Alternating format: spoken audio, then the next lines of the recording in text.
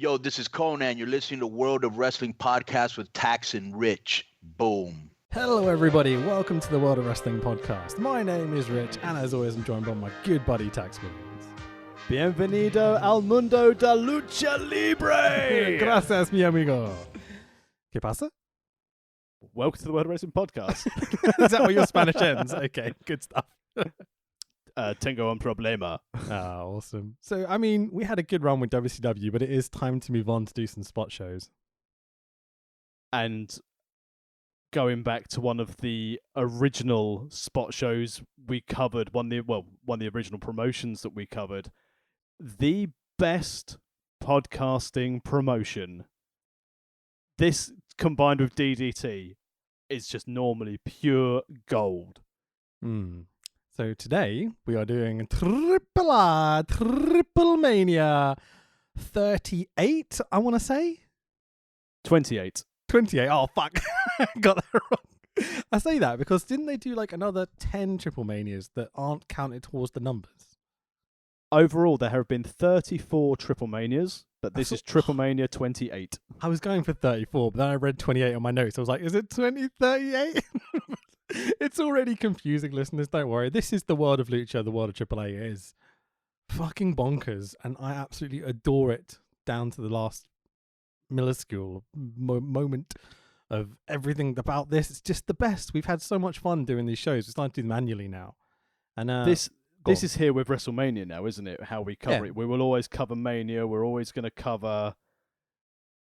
We're always going to cover all of, some. We didn't cover Wrestle Kingdom this year because it's 2 days, and obviously the time with our WCW pod, and also a lot of people will just cover it anyway, so it's not as exciting for us to do it. But the difference between covering Triplemania and covering Wrestle Kingdom is that Triplemania has stuff to talk about. Wrestle Kingdom, we're just like, that was good, wasn't it? Yes, it was very good. This is terrible at times. Now, this show takes place on the 12th of December, but this was rearranged from the 22nd of August. Yep. All again supposed to be at Arena Mexico, and the plan was essentially move it so you could have fans. Well, that went wrong, didn't it? Yeah, it didn't really work out. It's one of these COVID era shows where we're not in Arena Mexico. Did you know this, Tax? We are in it's Arena, Ciudad de Mexico, which translates to the Mexico City Arena. It's a relatively new arena that holds 22,300 people, but there's no fans tonight. This is super vacancy, I should say. What I noted throughout the show is a lot of the crowd reaction of this show is very similar to other Triplemanias we've watched. Yeah, facts. But like Rich was saying, we've got a potential capacity in this new arena for 22,300 fans. But what they've nicely done is they've essentially built it into like a TV studio set for professional wrestling. Sure. You've got your entrance ramp. You've also got your side entrance because, again, they're very, very keen by the looks of things on COVID protocols because where copyright doesn't exist in Mexico, health and safety apparently does when it comes to COVID. So we've got are we going to talk about these COVID precautions they're taking? Because, I mean, copyright may not exist in Mexico, and I'm not convinced they think COVID is either, to be totally fair, because some of the precautions are fucking terrible. I will get to them as we see them, but okay. I was saying from an arena standpoint, so you've got your main entrance ramp. You've also got a side entrance where it just looks like someone's coming back from the loo. It's like, oh shit, I missed my entrance. I'll just come through the side door. It's magic, isn't it? Are we going to talk about the giant screens and stuff now? Just talk about the set? Oh yeah, we'll talk about the setup. It's the Mexico City Arena. There's giant video screens at the top of the arena like you would have in like a square shape with two massive sides in it. Even though there's no one there, they've still got that on this evening. They've got five large Triplemania banners and a giant AAA logo on the entranceway. Each of those banners is its own video screen that all fucking night play adverts. And I don't mean like, there's the logo of the show and then an advert will kind of go through it and then it'll wait 30 seconds, then play another advert. No, it just rotates adverts. And these are 3-4 times the size of the ring, and they're directly behind the ring. So all night, you're being subjected to essentially what is a silhouette of a wrestling ring with wrestlers in it, while these giant, bright, yellow adverts play in the background. And it's such a ridiculous setup, dude. It worked for me. I've just bought an entire caseload of Trident mango hot chewing gum. It's fucking amazing. It's so carny. Just like, well, how can we make this work? Well, what we'll do is we'll just sell tons of advertising. We'll get our massive 6-sided ring and we'll make the canvas bright fucking yellow with the sponsor in the middle of it. You know, it's crazy, man. Like, it's so distracting. It was really difficult to get through this at times just because of these giant yellow screens in the background. Although you've got to understand from a business standpoint, without having to have the gate, they had to do something to actually make it profitable. So considering how big this is, and I couldn't find any stats for what the buy rate for this was in Mexico itself, and even if I did, I don't think I'd be able to trust it. But you've got to imagine that it will have quite a decent viewership. It doesn't have a decent viewership on Facebook, Twitch, or YouTube. It's difficult because, as far as I understand, it was definitely broadcast live on YouTube and Facebook. Was it broadcast on Twitch live as well? I believe so, yeah. Okay, so the YouTube one doesn't exist anymore. That's been taken down. I imagine copyright may not exist in Mexico, but it sure fucking does on YouTube. Flow Rider will be wanting his royalties. Yeah, exactly. How about Facebook? Is it still? I don't go on Facebook. Is it still on Facebook? I had to find this somewhere else because when I originally watched this when it was live, I watched some of the replay bits on Facebook. And since then, I've struggled to find the Lucha Libre AAA Facebook page. So they do have that issue sometimes. I've searched AAA on Twitch and it doesn't always pop up, which is intriguing considering it's pretty much the biggest promotion in Mexico currently. Like, it's arguing whether it's CMLL or AAA, but AAA have definitely been having the majority of the publicity. Let's put it that way. Every time I searched AAA looking or Lucha Libre AAA on Facebook, all I got was Pagano AAA. Fair enough. So, I mean, it was originally broadcast on these 3 channels, but I had to find this through nefarious means to find the entire show. I found the entire show actually available on YouTube. Not through AAA's YouTube, but through another person who'd uploaded the whole thing. So nefarious means, essentially. Which is a shame because there's lots of AAA I absolutely adore. Don't get me wrong. When I criticize AAA and when you criticize AAA, like it's through love almost because it's so horrifically bad at times. It's hilarious and genuinely the guys are so fucking talented. But the priorities of Lucha and then priorities of us as wrestling fans are very, very different. I know. So I know we've probably covered this on previous Triple Manias, but if you're new to our podcast and you haven't listened to a Triple Mania episode, my first experience of AAA was when it was on Free Sports. I think, it was on Front Runner, and it had a commentary duo of Dave Bradshaw and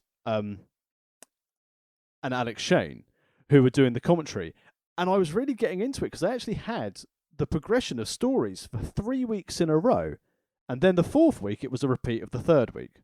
Then the 5th week, it was a repeat of the 3rd week. Then the 6th week, it was a repeat of the 3rd week. And then it just went off the air. But I loved it because this is a time where Johnny Mundo was in AAA and he was doing like the pro-Trump stuff. Oh, right, yeah. And this was heading into... They love that gimmick in America. In Mexico, sorry. And this is the time where we're heading to the Triple Mania, which was headlined by Psycho Clown and Pagano. So, which is the first one we covered, right? Exactly. So it was nice to have that as an introduction to the backstory. But yeah, I'll put it out there. I enjoyed this Triple Mania more than the others. Interesting, because I found this one significantly more boring than the others. I wanted, without the fans, without all the people around, like just kind of the hangers-on doing all the bullshit that goes along with this massive event usually. It felt a bit run-of-the-mill almost. What did you think? I love the concept as we go through these matches, because one of the things we've enjoyed and commented on in previous Triple Manias is how wrestlers just seem to go into the crowd and pick up a chair, but because there's no fans, there seems to be a mass influx of baking trays in this show. Yeah, baking trays and like oil cans and stuff, like weird shit. And, like The tractor Great tires. Tijuana Bake Off has been fantastic during lockdown in Mexico. Outstanding. So commentary tonight, and trust me, we get a lot of these two. Fucking hell, we were moaning about Mean Gene. These two are on screen like every fucking 5 minutes, I swear. Hugo Savinovich. Oh and yeah. Jose Manuel Guillen, I'm gonna say. Guillen. Guillen.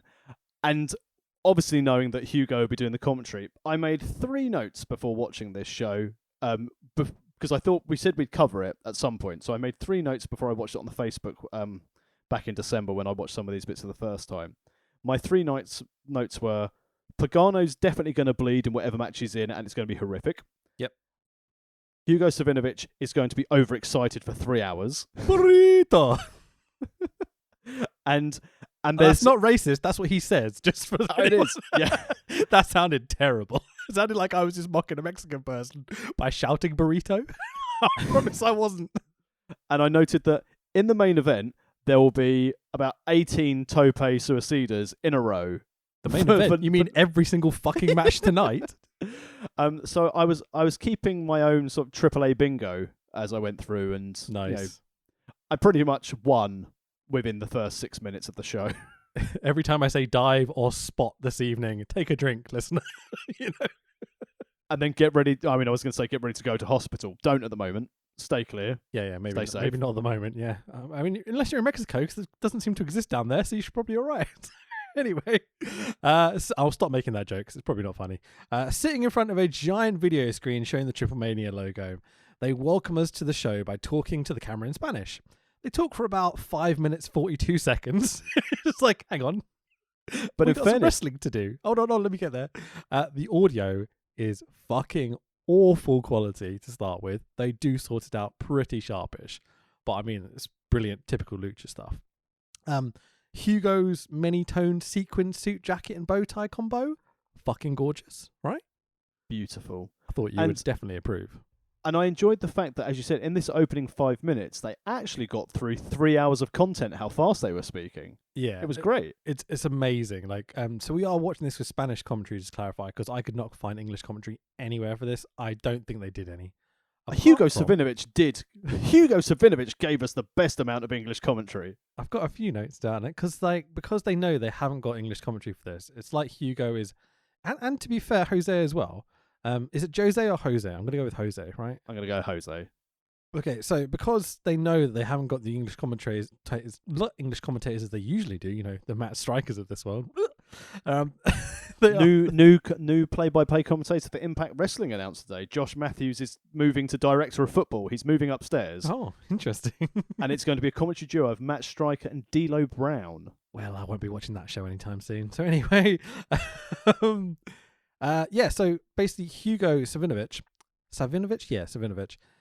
does like little bits of English spotted in here and there, and he does quite a good job of making us feel included, if it's not the most detailed of commentary.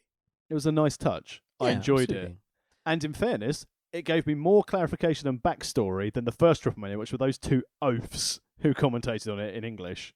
Oh yeah, they were not fun. For the record, that wasn't the oafs on Frontrunner, which was Dave Bradshaw and Alex Shane. It was two complete morons who had no idea about AAA. Yeah, I'm trying to remember who it was. It was Matt Striker and that Juggalo guy that I can't remember the name of. Oh no, even Matt Striker knew it. The first one we covered. This is the one where Conan ripped him to shreds, remember, on The first one we covered was just two randoms. Okay, I can't remember their names, so they obviously didn't do very well. Otherwise, we probably would have remembered. So there is one moment here that I've got to mention where they're doing their introductions, and it's a very, very long time. I did watch all of it at normal speed, trying to pick up some Spanish, you know. My interest was piqued when Hugo starts talking about Marvel and DC randomly. I was like, interesting. Is there some sort of Marvel involvement this evening? And there certainly fucking is. We will get to that later. So, we cut to all sorts of random shit for the next 10, 15 minutes. So we've got this Ricardo O'Farrell. Surely not that name, considering he looks very Mexican. He's Irish Mexican. Is sitting at an MDF table, classy AAA production here. He talks in Spanish. His audio is absolutely abysmal. He takes the MDF top off the table. I think he's excited for the show, and then we get a no signal holding screen because they lose the signal for a bit. Off to a great start, guys. Then we were treated to a rap performance. With Hugo Savinovich on the decks. Mate. So, two lads in caps and baggy clothes start to do some rapping. Is one of them Conan's son? Oh, interesting. Because he's an identical fucking clone of Conan, just a bit younger. You know the guy on the left that didn't have all the shitty face tattoos? You heard me. But the DJ is a dude wearing a Christmas jumper who's definitely pushing 60. Mr. 737 himself. He apparently only knows how to use the volume fader. You know, like a kid making their first radio mixtape or something. Just like, I'll turn this bit down, we'll talk, we'll turn it back up, turn it down, turn it back up. It's, oh man. It's like, they're obviously quite skilled rappers and the performance is okay. It's a bit weird. It's just performing in front of like a graffiti of La Parker, who died obviously this year. Yeah. But it's, man, with this awful audio quality as well. And we're like a minute in and it's not the greatest way to start the show.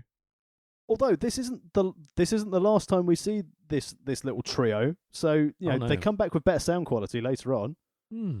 Sometimes with guests. Before this performance is finished and they're still rapping, we cut to some empty arena footage, fade into the AAA montage. We're like, okay, did they mean to cut there? I don't think they did. It's fucking great.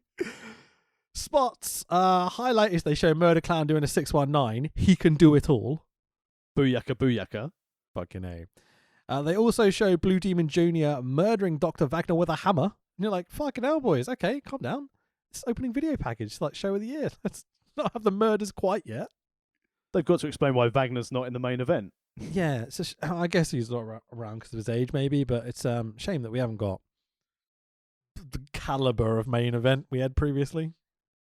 Oh, in fairness, having, you know, Chessman, aka NWO Wolfpack Kane, in the main event. Cheeseman himself, yeah. Yeah, Cheeseman, Wolfpack Cheeseman. Yeah, him and Pagano in the main is just like, what? Really? These two? Well, Pagano's been, I think he's like headlined 3 in a row, hasn't he now? Oh, no, sorry, it was Wagner and Demon Jr. in the last Triplemania. But I think this is Pagano's 3rd that he's headlined. He's always had matches of a high caliber. And well, he's had a lot of hardcore matches in the main event. Yeah, never for the belt. It's not like it's because of his wrestling ability, though. Everyone buys into the Pagano character. Yeah, sure. Sorry, my dishwasher's going off in the background. I'm trying to message to Nanny to turn it off and she's got headphones on. So I'm just waving her my arms like I'd actually twat. Can you turn the dishwasher off, please? Thank you. Hello, new listener. This is the content you expect in this highbrow production that we provide you with. Good stuff. Anyway, in fairness, before we started podcasting, I was having a lovely discussion with her while you were making what Caleb described as, you were referred to as a wonderful barista in training. Oh, thanks, mate. Yeah, her dad bought us an espresso machine. This is the content you go for. And so, yeah, I learned how to make posh coffees. I made myself a cappuccino. It's fucking awesome. It looked very good in the picture she sent me. I did suggest that you need to work on getting like a leaf in there now rather than a nuclear explosion. And in fairness to your dear better half, she did say, I think it looks like a heart. And I said, are we talking aortas? As I slam your cappuccino making skill, you rookie barista. Thanks, friend. Yeah, if if wrestling ever ends and Wrestle Talk doesn't exist anymore, I can always make coffees for a living at least. So, I think you'd be an excellent barista. Another video package, because why not? We don't want to see any wrestling, do we? Highlight the main event players of this evening. We'll get to that later. The Triplemania logo transition, very fancy. Last time we see it this evening. Cut into the arena. The Mexico City arena, as we talked about, we've already described how it looks. There's a 6-sided ring, Blue and red lights absolutely fucking everywhere. It looks really cool. 40 plus advertising all around the ringside. No spooty pyro to start with. A little bit disappointed. Health and safety. So we've talked about it a bit already, but Jesus Christ, those advertisements are just so distracting all fucking night. I really struggled at times. It gave me seizures, I swear. The last time I was overly distracted by one of these adverts when Aerostar fell off the roof at a previous Triplemania, because all I was sitting there going, "Ooh, Trident Ice. Yeah. Oh, who's that just falling from the sky?" He just fell 200 feet. Fucking hell. I'll say it now as you brought it up. No Aerostar, no Drago, not on the card tonight. Real shame. Again, there was a lot taken off this card. So are you aware of what matches were cancelled? I am not. Card? Let's go over it if you've got them. Okay. So, we were going to have... sorry, where is it, my notes? Sorry, this is really hideously unprofessional. So, we were supposed to going to have another Hero Ovalano tournament, which would have featured wrestlers from AAA and AEW and Impact right into it. And on the 11th of March, it was announced that the tournament would culminate as a 5-man match at Triplemania. That was removed at a press conference for Triplemania in October. They were going to have a Parejas Suicidas tag tournament as well, where the team that lost the finals would have to face each other in a in a mask versus mask match. Oh, so Lucha de Apuestas. Sorry, that's one, yeah. Okay, it's like a special rules match, essentially. Like a rule of... what's the translation? It's something like rules of high value or something like that, but yeah. So people who were supposed to be participating in that tournament were going to be Mestizes, who we see later. Not Rey Mysterio. And not Sin Cara. Okay, yeah, one of those, yeah. And Octagon Jr. It was right. La Parka Negra and Dave the Clown, and it was going to be Aerostar and Drago and Phoenix and Penta were going to be in that tournament, but that again was pulled at a press conference, and they were going to have the women's title, which was going to be Taya Valkyrie going against Lady Shani, and that was removed too. Makes a lot more sense now you say that, because it does feel like there's a few things missing from the show that we've had at previous Triplemanias. The show's a bit shorter as well, because the last few are like 6-7 hours, and this comes in at just under 3, I think.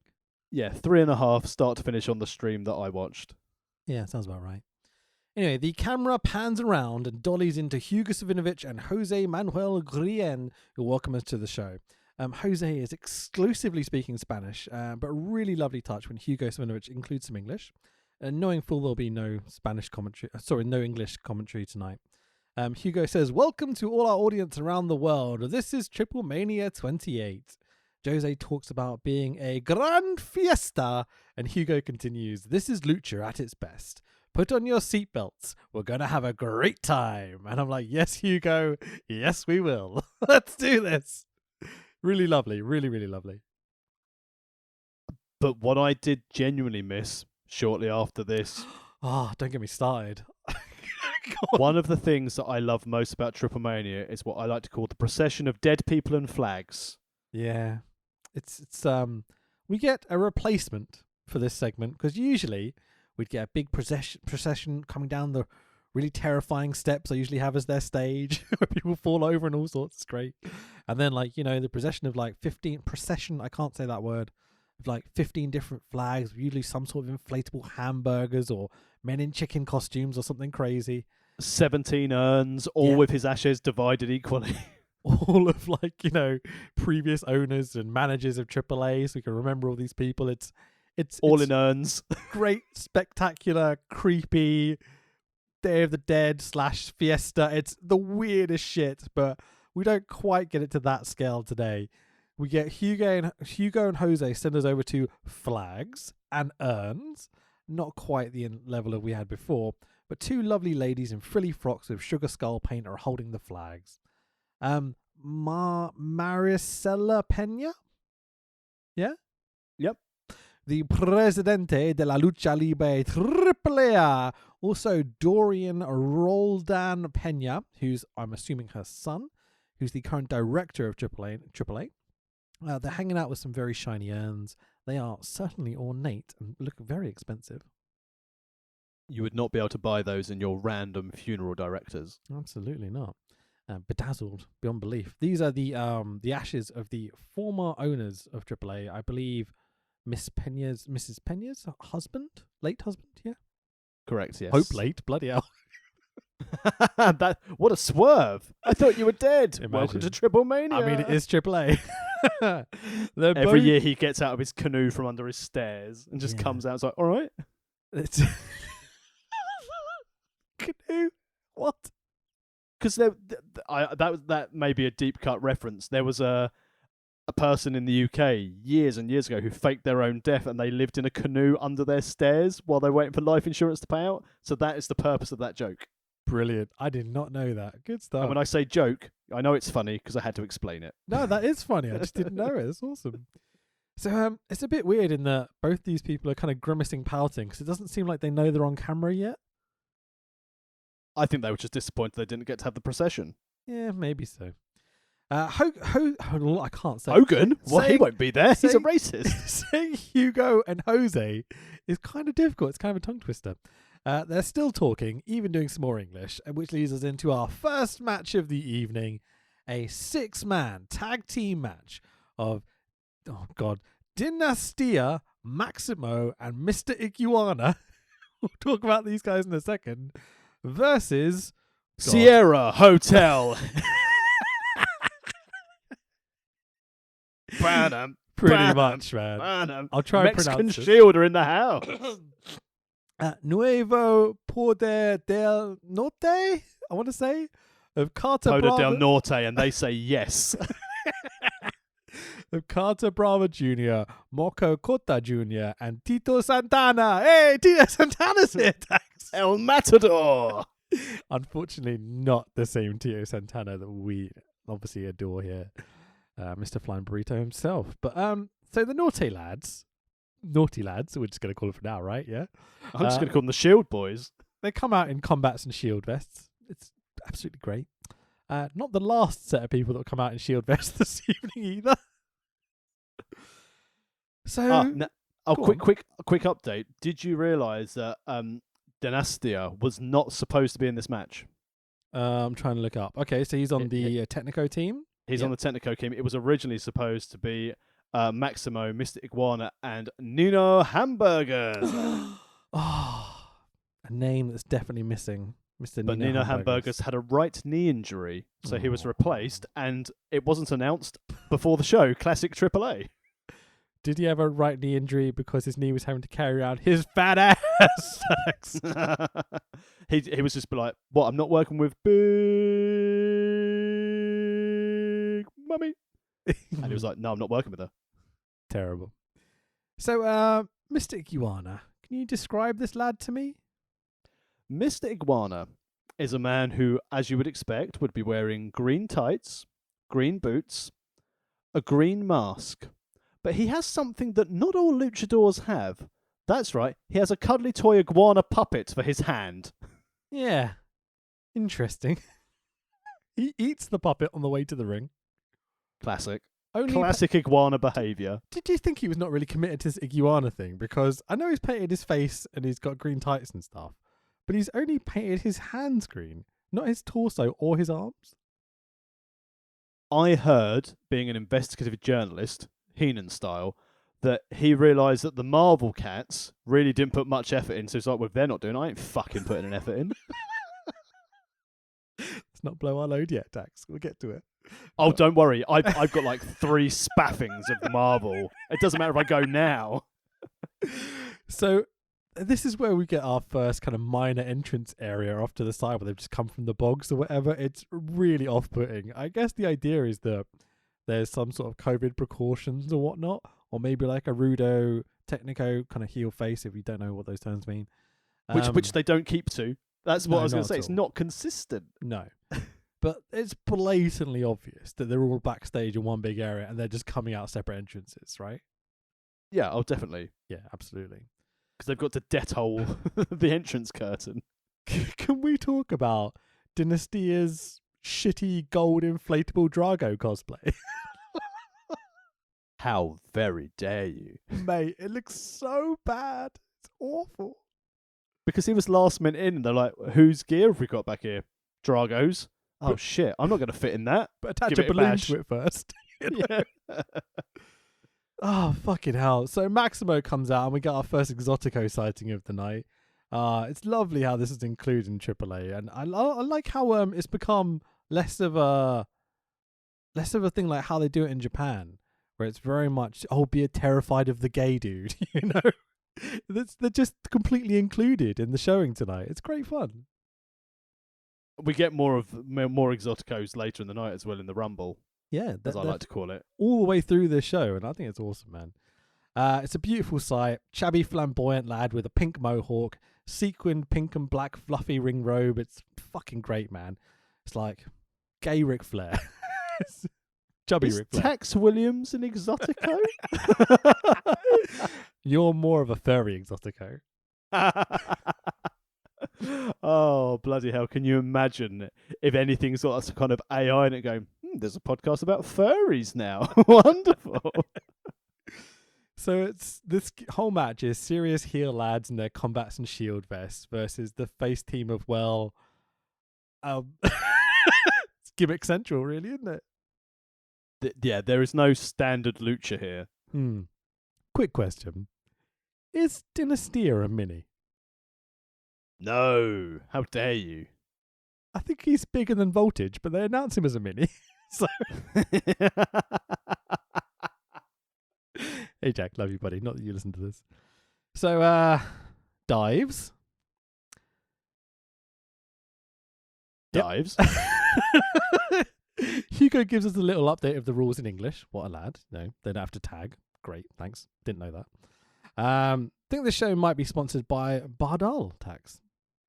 I believe it is. And as I said, also by Lakeland due to the by cookie Bardal, sheets. by Bardal, Lakeland. This is the subliminal messaging that came through on this show, right? With these giant fucking video screens that I could not stop looking at. In between the dives and the advert distractions, it was nice to, again, in the early parts of this match, to see that there's no disqualifications due to weapons being used. Yeah, I didn't know whether there were any DQs in this company at all anymore, because there's so much bullshit that happens during this night. Have there ever been? I don't think I've ever seen a DQ in AAA. I bet they pull it out of the bag when they need it. You know? Yeah, when you can't get Wagner and Blue Demon to agree. Exactly. Double disqualification, boys. Yeah. So La Park's wrestling who? Blue Demon. Oh, so we'll just do a DQ, shall we? Even though it doesn't exist in this company. Because neither of them are going to take a fucking pinfall ever, are they? Arseholes. Lucha politics, man. It's worse than Japan. It's absolutely crazy. So, canvas and screens are so bright, outdoing the light on the wrestlers, so you get these silhouettes of wrestlers at times. It's really fucking stupid. Dives, spots, commentary are so much fun at this point. They are loving life. They're talking a million fucking miles an hour. Everything's the greatest thing in the world. Everything's the most dangerous thing in the world. The Spanish commentary is fucking joyous for about an hour. But then it does start to wear a little thin at times, I'm not going to lie. It certainly wore thin for Chessman. Hmm. He'd been listening backstage. Yeah, for sure. But at this point, I was laughing my tits off just listening to the commentary. They're so much fun, man. They make me laugh and giggle and really enjoy the spot fest of craziness that opens the show. Oh, we forgot to mention from the commentary standpoint, as we refer to AAA's COVID protocols, they did have a semi-plastic sheet between them to stop, Hugo and Jose, touching or being close to each other, because the sputum coming out of these boys during this show would be astronomical.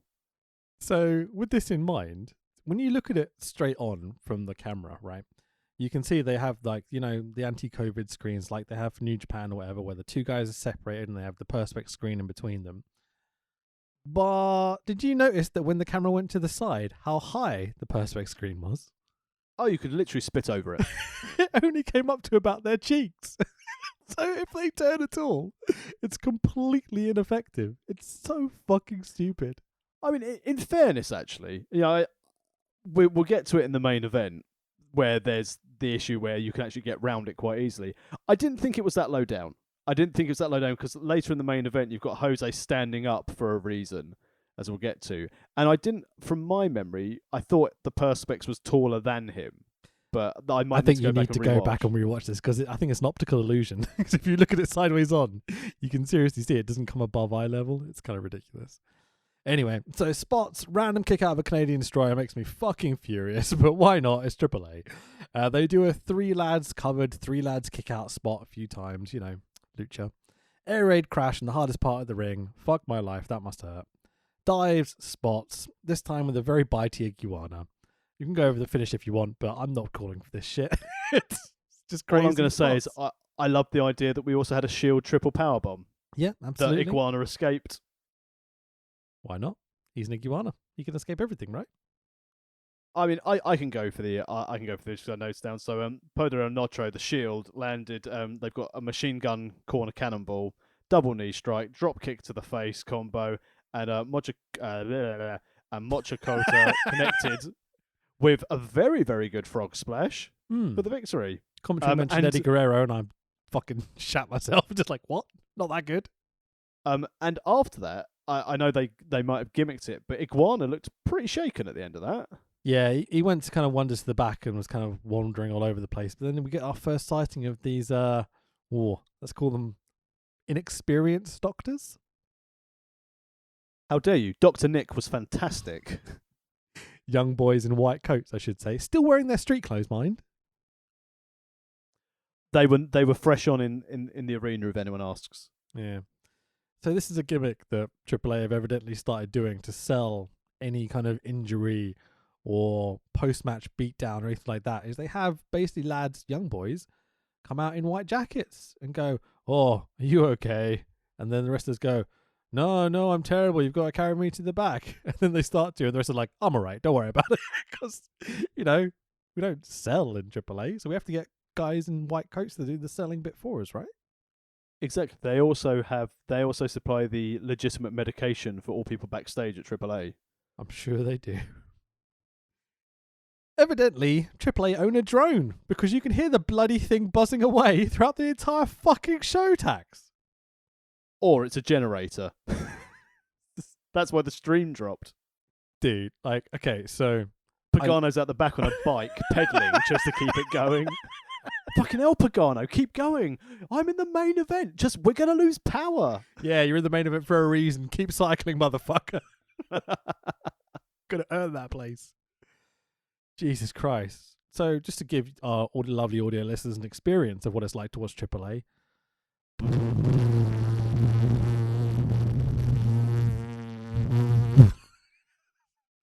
Fucking 3.5 hours. It was a delight. Jesus Christ. Audio cuts out for a bit. Thank God. Cue the no signal screen flashing up because we lose signal again. Fucking, this show is so much fun. Post-match, a lad disinfects the ring. I have a joke here that I'm not allowed to say. If you want an idea of what this lad looked like, though, in Back to the Future, where you've got like the spaceman who looks like he's wearing just a hazmat suit, that is a man who came and gently sprayed something on the ropes whilst Mr. Iguana was still in the ring. He was like, "No, got to clean it, mate. Get out." So, you played football as a kid, right? I played football to a non-existent level, yeah. Cool. I played rugby to a non-existent level.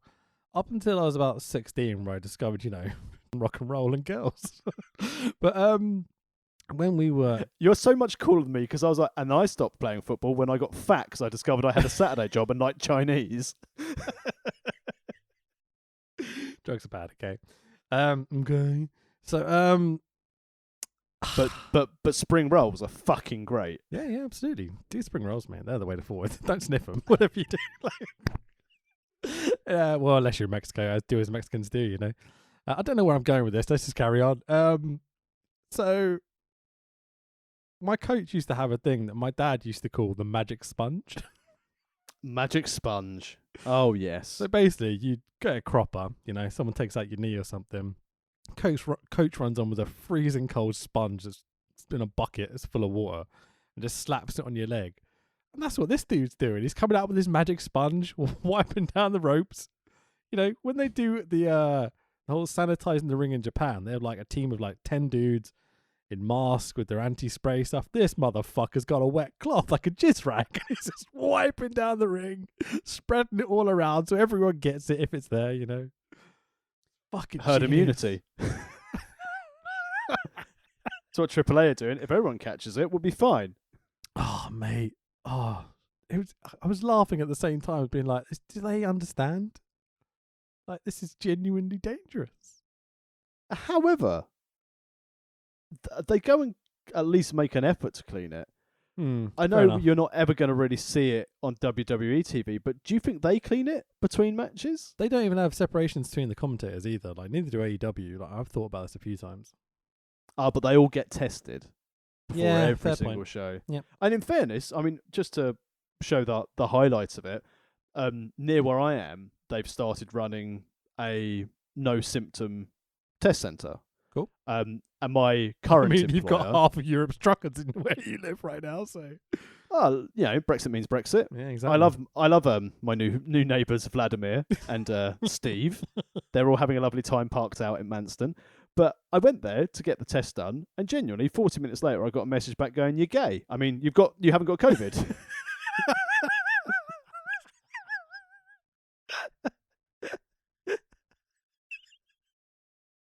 It's okay for you to make that joke. You've got a gay brother. It's fine. Exactly. That's the only that's like the real like schoolyard things. Like, brother's gay though, so I can say it. It's all right. You dropped your Marmite gay card. driller. It's all I right. caught you looking. Gay. Sausage jockey. Well, it's all right. My brother's gay. Seriously, the amount of bullying I got because my brother was gay when I was younger, going to an all-boys grammar school. For our new listeners, there's a fuckload of them. Jesus Christ. Hello, new people. Do you want to tell them the story about when you started secondary school? So the equivalent of high school in America. So I'm like a week into secondary school or high school, as you said, and my brother, for lack of a better term, minces into my form room and says, "Hi everybody, I'm Tex Williams' brother, and I'm gay." And unsurprisingly, I got bullied for 2 years with what can I be described as the most creative homosexual jibes I've ever heard. It was a different world back then.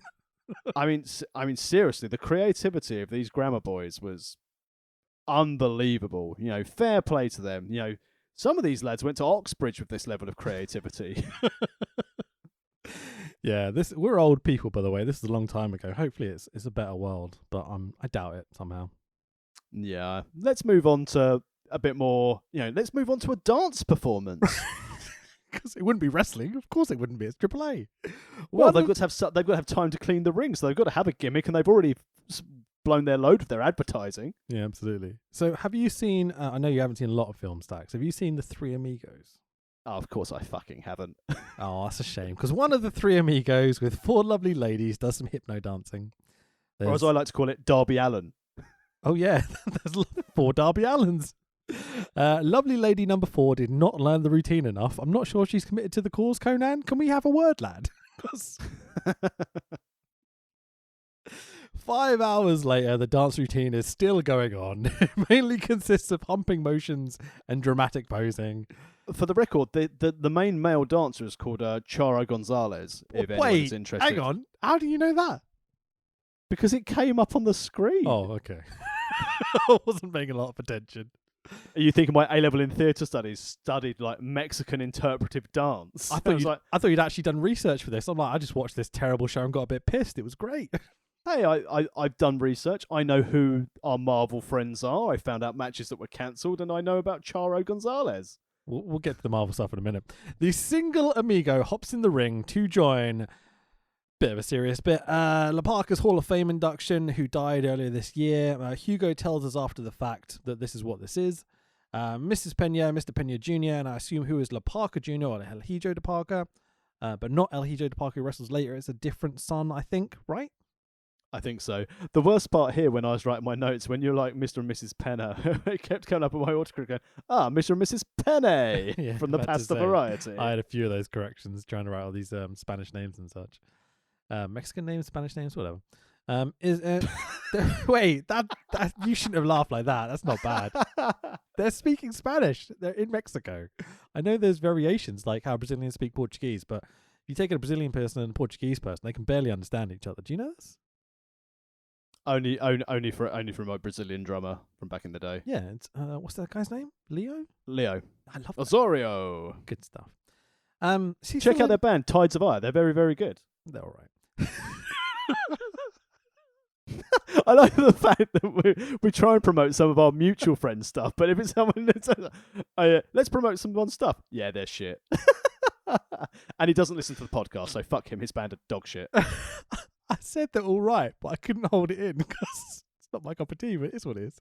Back to serious stuff.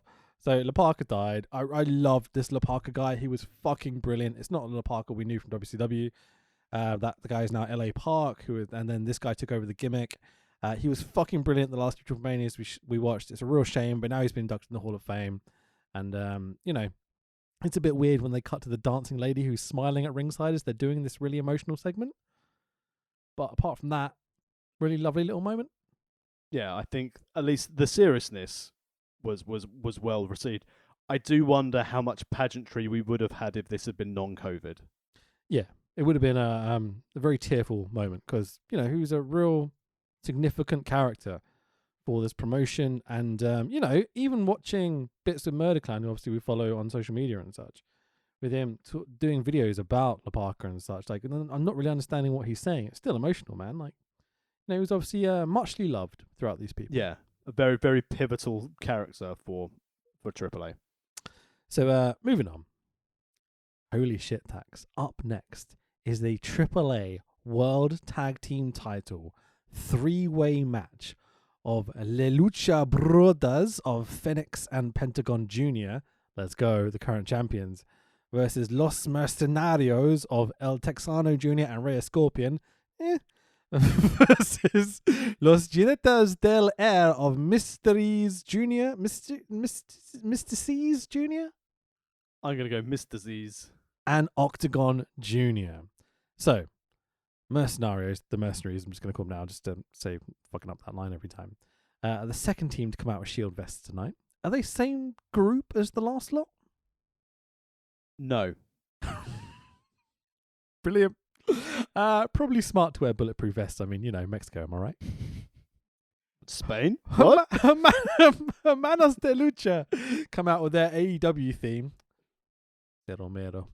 Honestly, going into this, I'm like, this is going to be fucking fun. We've got two big heavyweight boys, Lucha Brothers, and two flippy dudes. It's just set up to be great. And it was. Match is fucking insane. You get may to the think that narrative when we're bit, covering but this, I was going to say, just well, you say the narrative. It's impossible to call because it was just spot, barbed wire baseball bat, spot. Penta gets hurt, spot, finish. Exactly. It's mental. If you haven't watched the Lucha show ever and you're listening to this for the first time just out of kind of like intrigue, go watch some sort of crazy six-man from AAA. I guarantee there's something on Twitch or YouTube or whatever, just to get an idea for the level of spots they do. It's fucking bonkers. Like, if you're the guy that likes NXT, go watch AAA. You'll probably like it even more because it's just that, but more intense and more flips and more craziness. Especially guys like El Hijo the Viking. Oh my god, that guy's fucking insane. That he will be one of their top players if they can hang on to family politics doesn't play a role. Yeah, he's not going to be around for long, right? He must be off to somewhere like New Japan or AEW or WWE. He's way too good for them to hang on to, I think.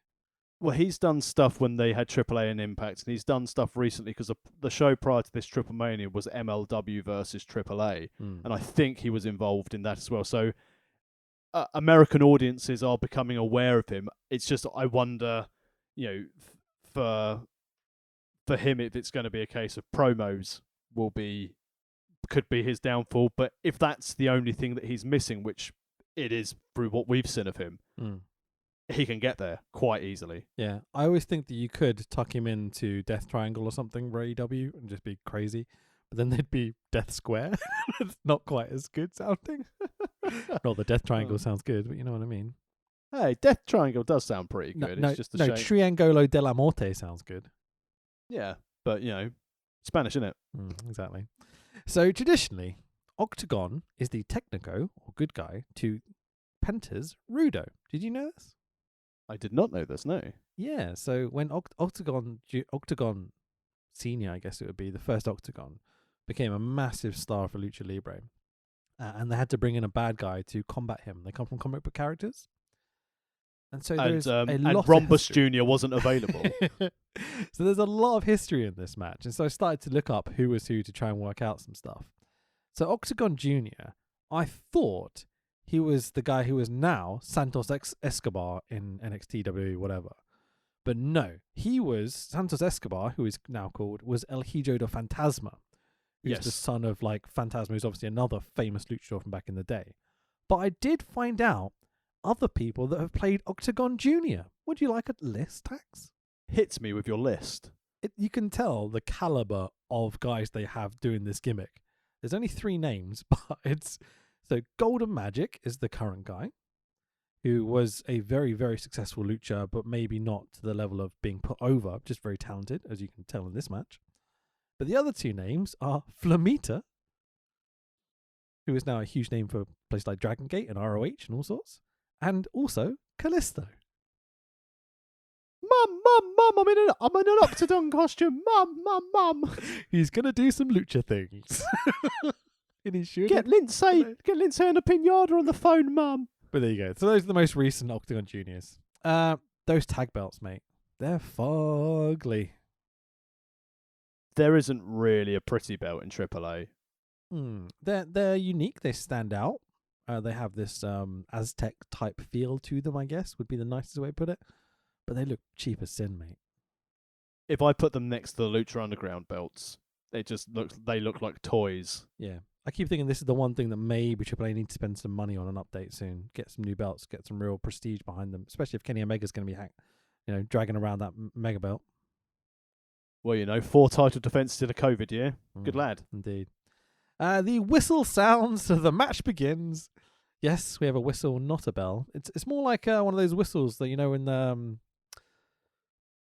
the Flintstones when he has to go to work for the day. Like an air horn. Pretty much, yeah.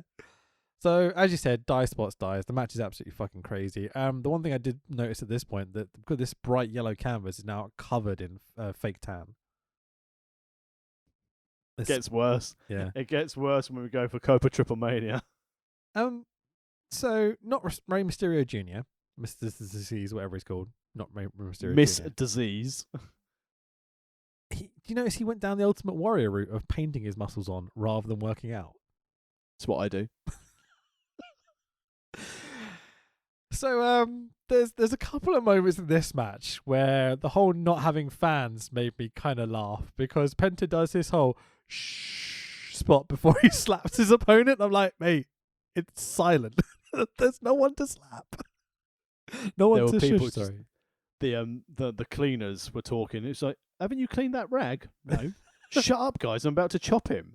Octagon tried to do a slow clap. I'm like, dude, what? Come on, guys. I mean, speaking from someone whose last show pre-COVID was when the lights went out and the power went out at the venue, and then I'm playing my entrance theme on a mobile phone, and you've got Will Power singing his own entrance theme coming out. Yeah. I'm not going to begrudge anyone for playing up for gimmicks when there's no fans. I'd flipping love it. Fair point, mate. So I'd be shouting, "Get out the way!" before throwing someone into the crowd. I like playing up to the crowd that isn't even there. It's very silly. There's some lucha stuff towards the end of the night that people can't help themselves but do, which makes no fucking sense with no crowd, but whatever. So Octagon at one point in this match does a million spinning tornado to the outside, throwing himself off the top rope, head first into the guardrails around the ring. And I'm like, pin that fucking guardrail. Easy win, lad. The guardrail's out of it. He counted as 1/10. He counted as 1,000 people at Mania last year, the guardrail. I mean, absolutely took him out. He did a great job. Using the head, Fucking madman. Guardrail and table are going to be the next AAA tag champs. Oh, fuck me, man. I mean, yeah, it would work. I guess we've got to talk about it. Fenix's backflip into the German spot where he murders Octagon. What a dangerous but innovative spot. It looks amazing, but he dumps people on their head every single fucking time with the German. It's like, I get so worried when I see him do it. He did it on AEW, didn't he? Yeah, there's never been a time I've watched that move and gone, yeah, that was safe. Yeah, nice and safe. El Scorpion hits a DDT. Hugo goes, "Olale, dead, dead, dead. It's a burrito." I piss myself laughing so much. I'm going to put that here, clip. Hacia la escuadra, buen rebote el que está teniendo en el hexadrilátero. Buen adelante. Bonito! It's just the best, man. He's so funny. I mean, I have nothing else to add to that because it's just these are the gems why we watch Triplemania. That clip, beautiful. Yeah. There's a bit towards the end. There's all sorts of crazy shit that goes on here, where Scorpion smashes a barbed wire baseball bat over Penta's knee, which Penta actually has to sell, God forbid, in AAA. So these young boys in their white coats take Penta to the back. The camera shows Penta just casually strolling after a minute or two, where they think the camera's off them. Fucking great stuff. Heenan would be furious, mate. Heel lads tie Octagon's mask to the top rope. I genuinely burst out laughing. Heel lads do a partial mask tear spot with Phoenix, but because, they're heels, they literally expose the entirety of his face. Can they do that, Jose? Yes. Very nice. Dude, they've taken his mask off. You can see his whole face. I now know what Rey Fenix looks like. That's disqualification, right? Optical illusion. It's like a COVID screen.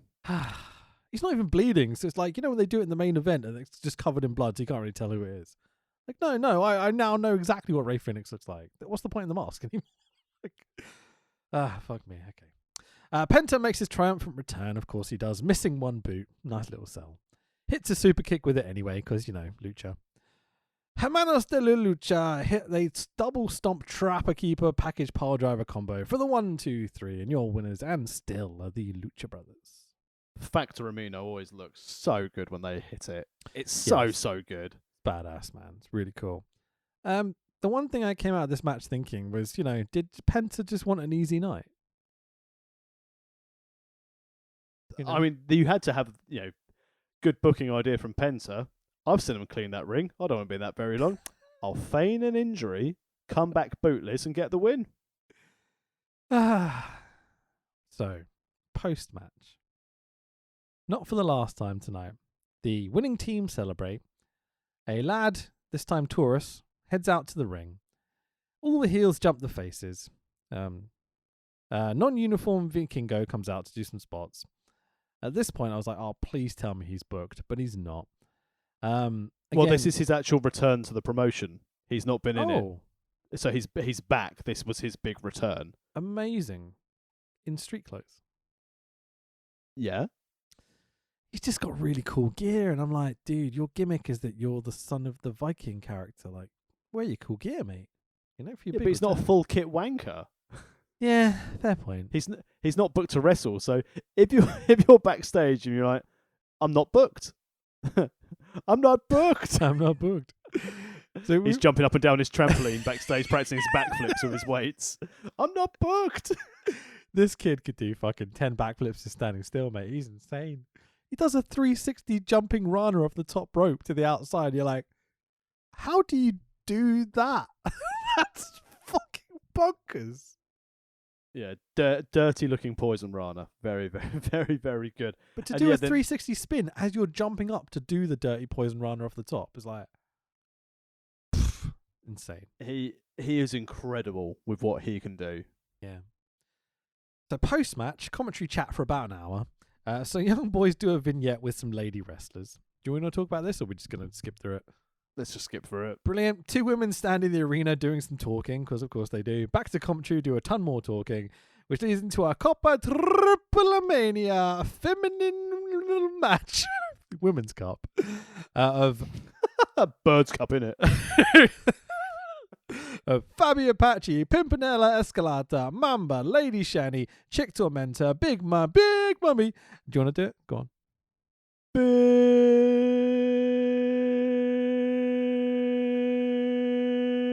Mummy.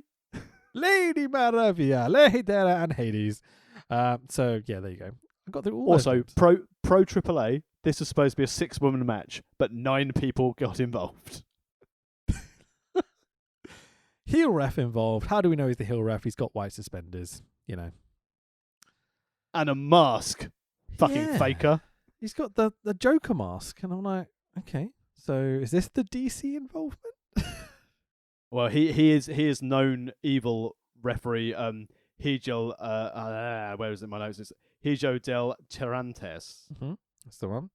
So for those that aren't familiar with AAA's refereeing system, they have rudo refs.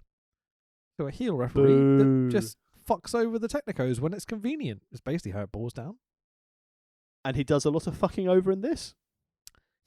He also poses and has a top knot. What a twat. Top knot wankers. One man, Dan. Thanks. Nice to see you. Sound production need a good kick in. Get on it, Conan. This is fucking terrible. It's an over-the-top rumble. Thanks, Hugo, for pointing it out because no one else did. I'm not calling Well, this the referee bollocks. counting pinfalls to start with didn't help. He didn't even know the fucking rules. So I'm not calling this match because fuck it. It's just a rumble. But that being said, the countdown clock is hilariously shit. Blatantly downloaded a stock green screen clock off YouTube and keyed it absolutely terribly.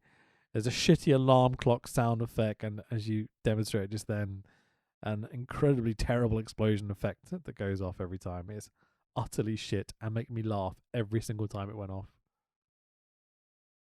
I mean, at least they started off with, Lady Maravilla and Lady Shani. They are clearly the two best, and then Fabio Apache just behind on the level of technical skills.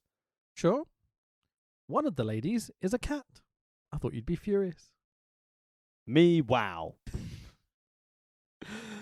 Exoticos, Big Mummy, what a woman. Split screens, because, why not? Better than WCW split screens, at least.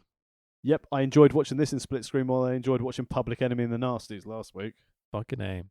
A bunch of utter cunts gang up on Big Mammy and eliminate her. Boo, mummy. Eliminations coming thick and fast. Heel ref bollocks. Someone hits Michinoku driver and encourages the crowd to chant for her. More heel ref bollocks. 2 of the final 3 go to some pinfalls and submissions in a rumble.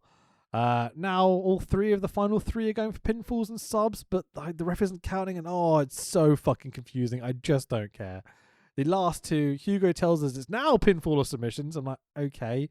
So it's Lady Shani and Lady Maravilla, the last 2, right? Lady Shani decided in this duo to essentially go completely against anything Lucha and go, I'm just going to do loads of submissions because I can do them. It's at this point where Hugo introduces us to his next catchphrase of this evening.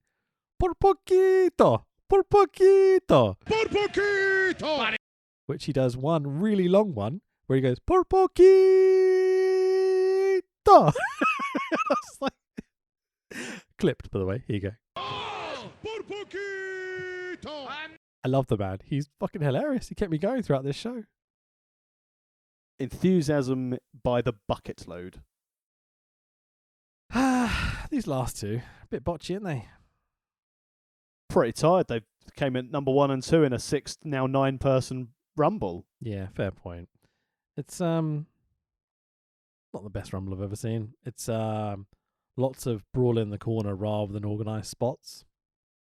They've got to give something for Lady Shani though, because considering they were building her feud up with Tyre to this stage, and they're like, Of course, yeah. we've got to give you something. Do you want to just do this really, really badly booked Battle Royal? But that being said, badly booked, still fun. And then having sort of Pimpy in there, always good. Having Exotico Pimpy. I mean, they call her Pimpy. That's fair enough. Yeah, man. Pimpinella Escalata. And doesn't Pimpy have an ongoing feud with Chick Tormentor? Probably. Don't know. Chick Tormentor's a bit of a twat, isn't she? Stiffing people the whole way through the match. But, it's her job. She's a ruder. Well, match finishes, as we mentioned, with Lady Shani doing some wonderful, wonderful convoluted submission hold, leading to Lady Maravilla tapping out. And the winner of the cup, the World Cup, Lady Shani. She's going to be wrestling the Good Brothers next, so there we go. So some twat runs in with a baking She's not tray. allowed to Saudi. Some twat runs in with a baking tray and beats up Shani. Did you catch who this was? It's Lady Flamer. Brilliant. Apache runs in and smacks the baking tray over the Rudos. Someone else does a run in. Did you catch who this was? That was Lahedra who came in. God, they love doing this, don't they? Finish the match, have everyone do run-ins, have everyone beat each other up, then no sell it afterwards. So basically the three laid out was Lady Shani, Fabio Patria and Haders at the end. Sweet. They all seem to fall off the top rope and crotch herself. It's quite funny. Some Rudo gals poses over the Technico girls. Then the Technicos wait a minute or so, stand up, no sell it, celebrate with a cup like nothing happened. Fuck this company. What a fucking mess. This is where I had to take a break because I was just like, I can't stand this anymore. I had to stop for a bit. That meant you didn't get to the point where we have unknown member of Los Psycho Circus and very well talented rapper. What, the another performance? Obviously, I watched the rest of the show. I didn't stop watching. Oh no, but I'm saying this: had you carried on watching like I did, you would have been re-enthused, reinvigorated after seeing Psycho Clown dropping some beats. Yeah, bars. I think you'll find, Mister. I'm very old and white. So it's the same rappers as the earlier in the night, doing Conan's Kid doing the performance with their 60-year-old DJ in his Christmas jumper.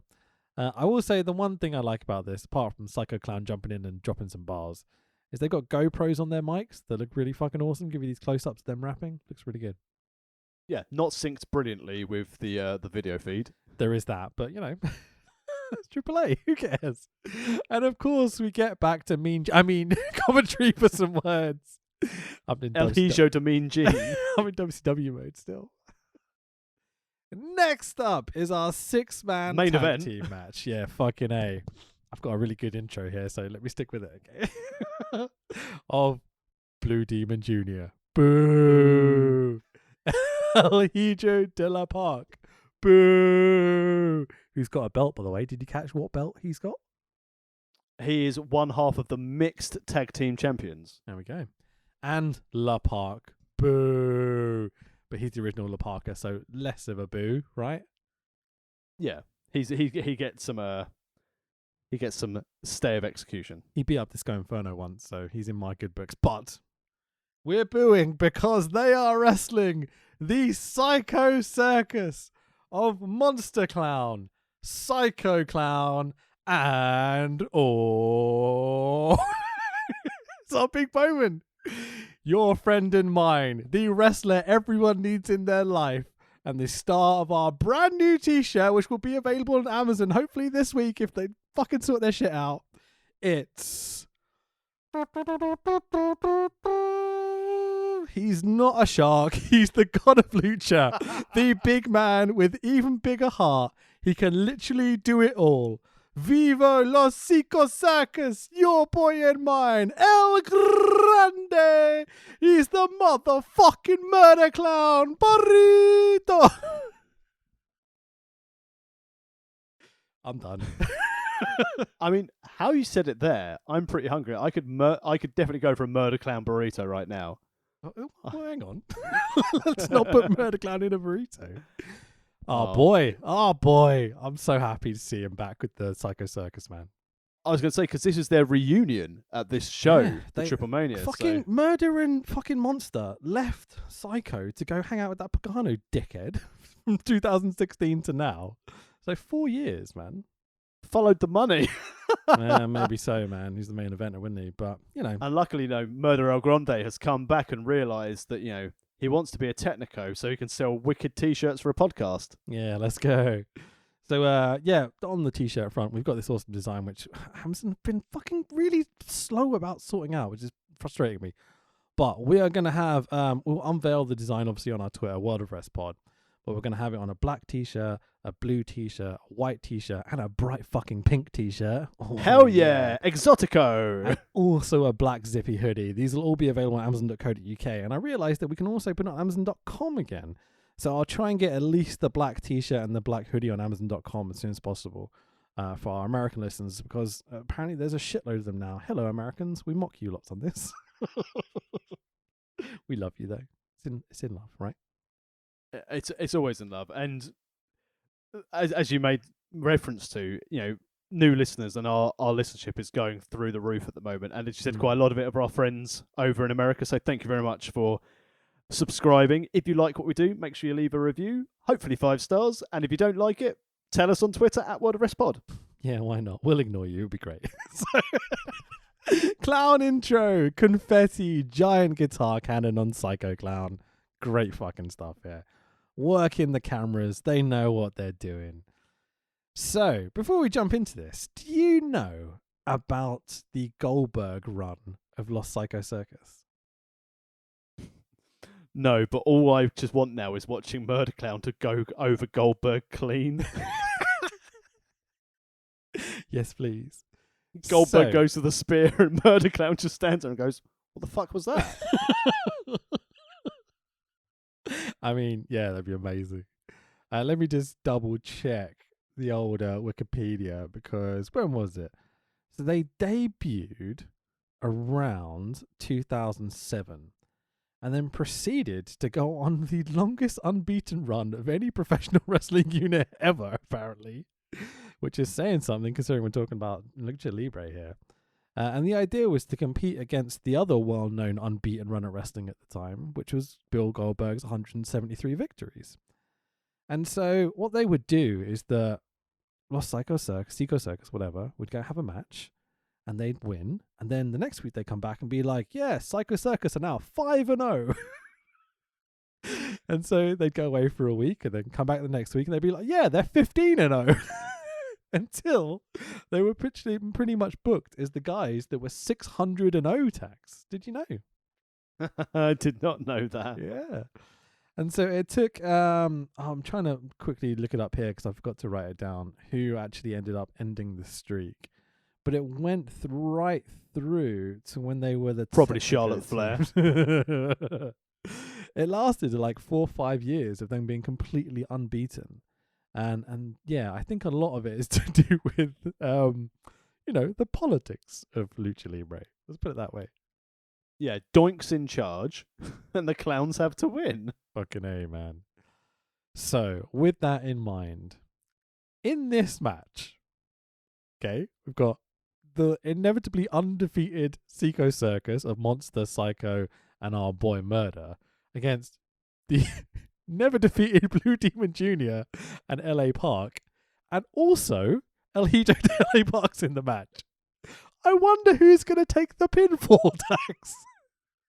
And also, knowing that El Hijo de LA Park's in this match, I thought, well, we're going to be seeing a Spanish Fly. Yeah, fucking A, man. Jesus Christ. Talk about predictable. 5 This was never take a pinfall, and then another guy. Yeah, I mean, I was surprised at the outcome, but then when I went back and thought about it, I was like, oh yeah, these two boys aren't going to get involved in this or be held responsible, are they? Yeah, I mean, we don't watch enough AAA to know necessarily that Psycho Circus never lose, but that's a real thing. They just don't lose, ever. And rightly so. Fucking A, because they're great. That's why, right? They are the best. I mean, as we'll call some of the spots here, including our boy Murder, I mean, he needed a Murder Clown today. Fucking A. So, these Rudo nobody opponents make their entrances, and it becomes Rudo nobodies. It becomes, it's only Blue Demon and La Parga.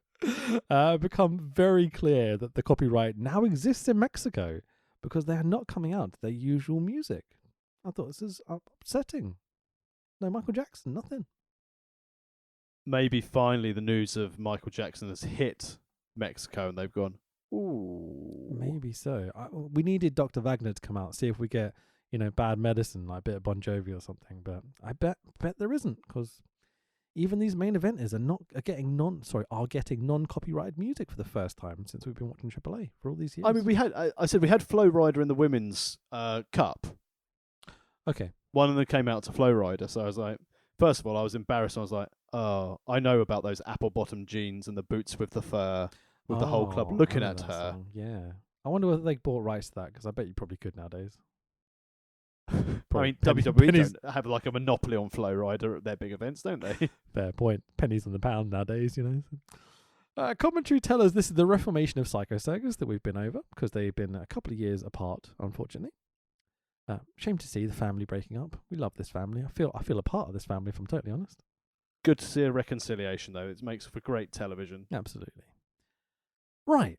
So these rudo fucks jump the Psycho Circus and off we go. Big, strong, hard boys do walk and or brawl. That describes pretty much the entire match until the... Oh, yes. Oh, yes.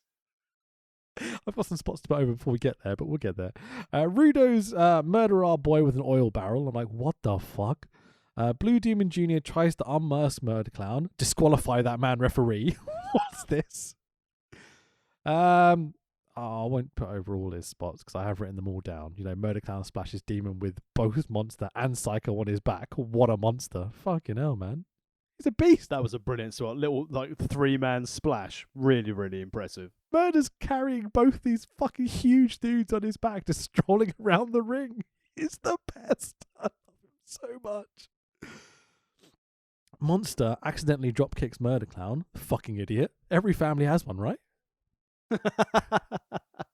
Call yourself a fucking clown. Blue Demon goes for a pinfall, but El Hijo del Shit for Brain stops him.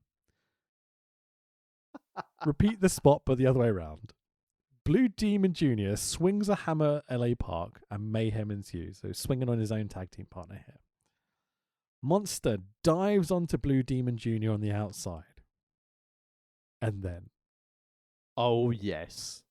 Murder Clown gracefully hits the ropes, runs the width of the six-sided ring like a gazelle prancing across the plains, stops at the ropes to assess the situation, leaps with all his might over the top rope, then hits a vertical drop headfirst tope using his own head to crash straight down into the floor to take out La Park.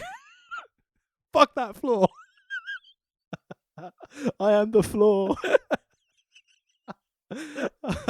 Top rope head torpedo tope. Oh my god. I watched it like 10 times because I love the guy, right? It was fucking so funny. Just like, oh no. There he goes. What I really think should have been fair had Aerostar been there to catch him. I mean, honestly, right? If you're Murder Clown, why the fuck would you trust LA Park of all people to catch you on this spot? That's why he went head first into it. He's like, not going to give the fucker a chance. Yeah, fucking A, man. So He is, I mean, as you said, gracefully. I mean, and he just got up. He is immortal. his little look up to the camera where he goes, whoa, that was fun. It's so good. He's the best, man. He's so awesome. He literally fucking almost crippled himself. He fucking pissing himself with laughter as he gets up going, that was great. I wish there were fans. Yeah, absolutely, man. So, Murder Clown's taken out LA Park's knees, crippling that bastard, taking out the veteran and the concrete floor. Obviously didn't look the like of that floor. Brilliant, clever, masterful maneuver. COVID was on it. He went for it. Yeah, absolutely. Leaving Psycho Clown and El Hijo del Crapper in the ring. I'm feeling good about this. I'm really looking forward to now for any time I see Lucha House Party, which is referred to as El Hijo, just shit for brains. Who's that guy? Who's that Lucha going to wrestle in SCPW when you get back? El Hijo, just shit for brains. Mini Park hits a code red to Psycho. God damn He's it. not a mini though, is he? Well, considering the size of these boys in this match, he may as well be. Yeah, true. Murder Clown cheers on his boy from ringside. It's the little things that make the difference, Tax. As my wife says. Psycho connects with a one-man Spanish fly off the top to El Hijo del Dance Dance WCW twat for the 1, 2, 3. Yeah! The winners, Los Psycho Circus. Now, that's all well and good. Can you describe what happens when Psycho and Murder are celebrating and then Monster just jumps in the ring? Monster seems to have something missing. Monster seemed to be missing his mask. But he had kindly put on a face mask, About just to be safe. 5 seconds after not wearing his mask, you can clearly see that he's like a middle-aged Mexican dude. He's just a big old monster. What the fuck? What was he thinking? Why is his mask off? Do you think they tore it off at some point during I the don't know. little brawl? You obviously didn't catch this, right? I replayed this a couple of times to make sure because I wondered what happened. Monster jumps in the ring with his mask on and then decides to rip it off. Just unveiling his face. He's obviously got like a lucrative modelling contract available. I wanted to look into this more, but I didn't have time to. But I may as well, like, you know. That's really bizarre. Why would he do that? I literally have no idea. The whole thing about the Psycho Circus is they've got these amazing kind of rubber-styled masks that none of the other luchas have. They're not like the fabric traditional ones. They're these kind of like demon masks with big giant tongues and mohawks and horns coming out of their head. We didn't just become kind of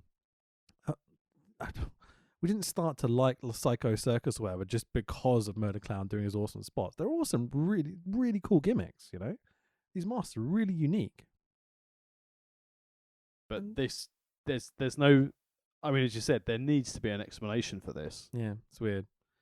So, that beyond that, at this point, we may as well go home now. Like that's the main event, right? Well, you know, I was in this for Murder Clown. I'll stick around for the terrible screenshot of not Kenny Omega. Yeah, sure. God, we've still got a lot to get through. We should probably just rush through some of this, shouldn't we? Yeah. So I mean, after this match, as we made mention of, like Blue Demon Jr. and LA Park didn't want to get involved in this, so they just started brawling through the crowd, and they had the typical like pull apart by the young boys. Yep. Yeah.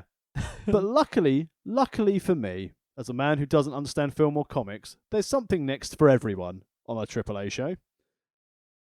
So, copyright doesn't exist in Mexico or good sound production. It's not Venom or wait, hang on. I've got these written down. It's not Venom. It's not Captain America. It's definitely not Spider-Man. It's definitely not Thanos. We have Venuside and Terra Purpura versus Arcano. Or Terra Purple. Yeah. Arcano and oh, fucking hell. Leyenda Americana. I'm like, what the fuck is going on? And I realized quickly this is the Marvel shit that was going on they were talking about earlier. You, I'm assuming, don't do Marvel. Comic book people, superheroes. All I know is that the whole concept of this, obviously I know who are the baddies and who are the goodies in comics, but this whole match is an agreement between AAA and Marvel where they've signed a deal to have their own set of Funko Pops based on Lucha Libre. Right. Okay. So they've created these characters. Find how? I couldn't find any details on this anywhere, so it's interesting. Yeah, so they've signed a deal with like Marvel to release a range of Lucha Libre Marvel-based characters in the form of Funko Pops, but as part of that agreement, they will then have said Funko characters appearing as part of these Marvel tournaments to win that big purple belt. Right. So basically, it's 4 dudes. So it's Black Taurus, Brian Cage, Leo Rush, and Daga, who are all reasonably kind of decent wrestlers or whatever, all under what can only be described as they went out into the stalls before the show and bought knockoff Marvel masks and gear. Leo Rush's basically looks like a kid that goes to my daughter's nursery who likes to wear his Spider-Man hoodie to fucking nursery. Literally wrestling in a Spider-Man hoodie. It's so weird. Like Taurus going as a Venonide. Yeah. He's got a really it's like he's bought a size too small for him Venom t-shirt. Yeah.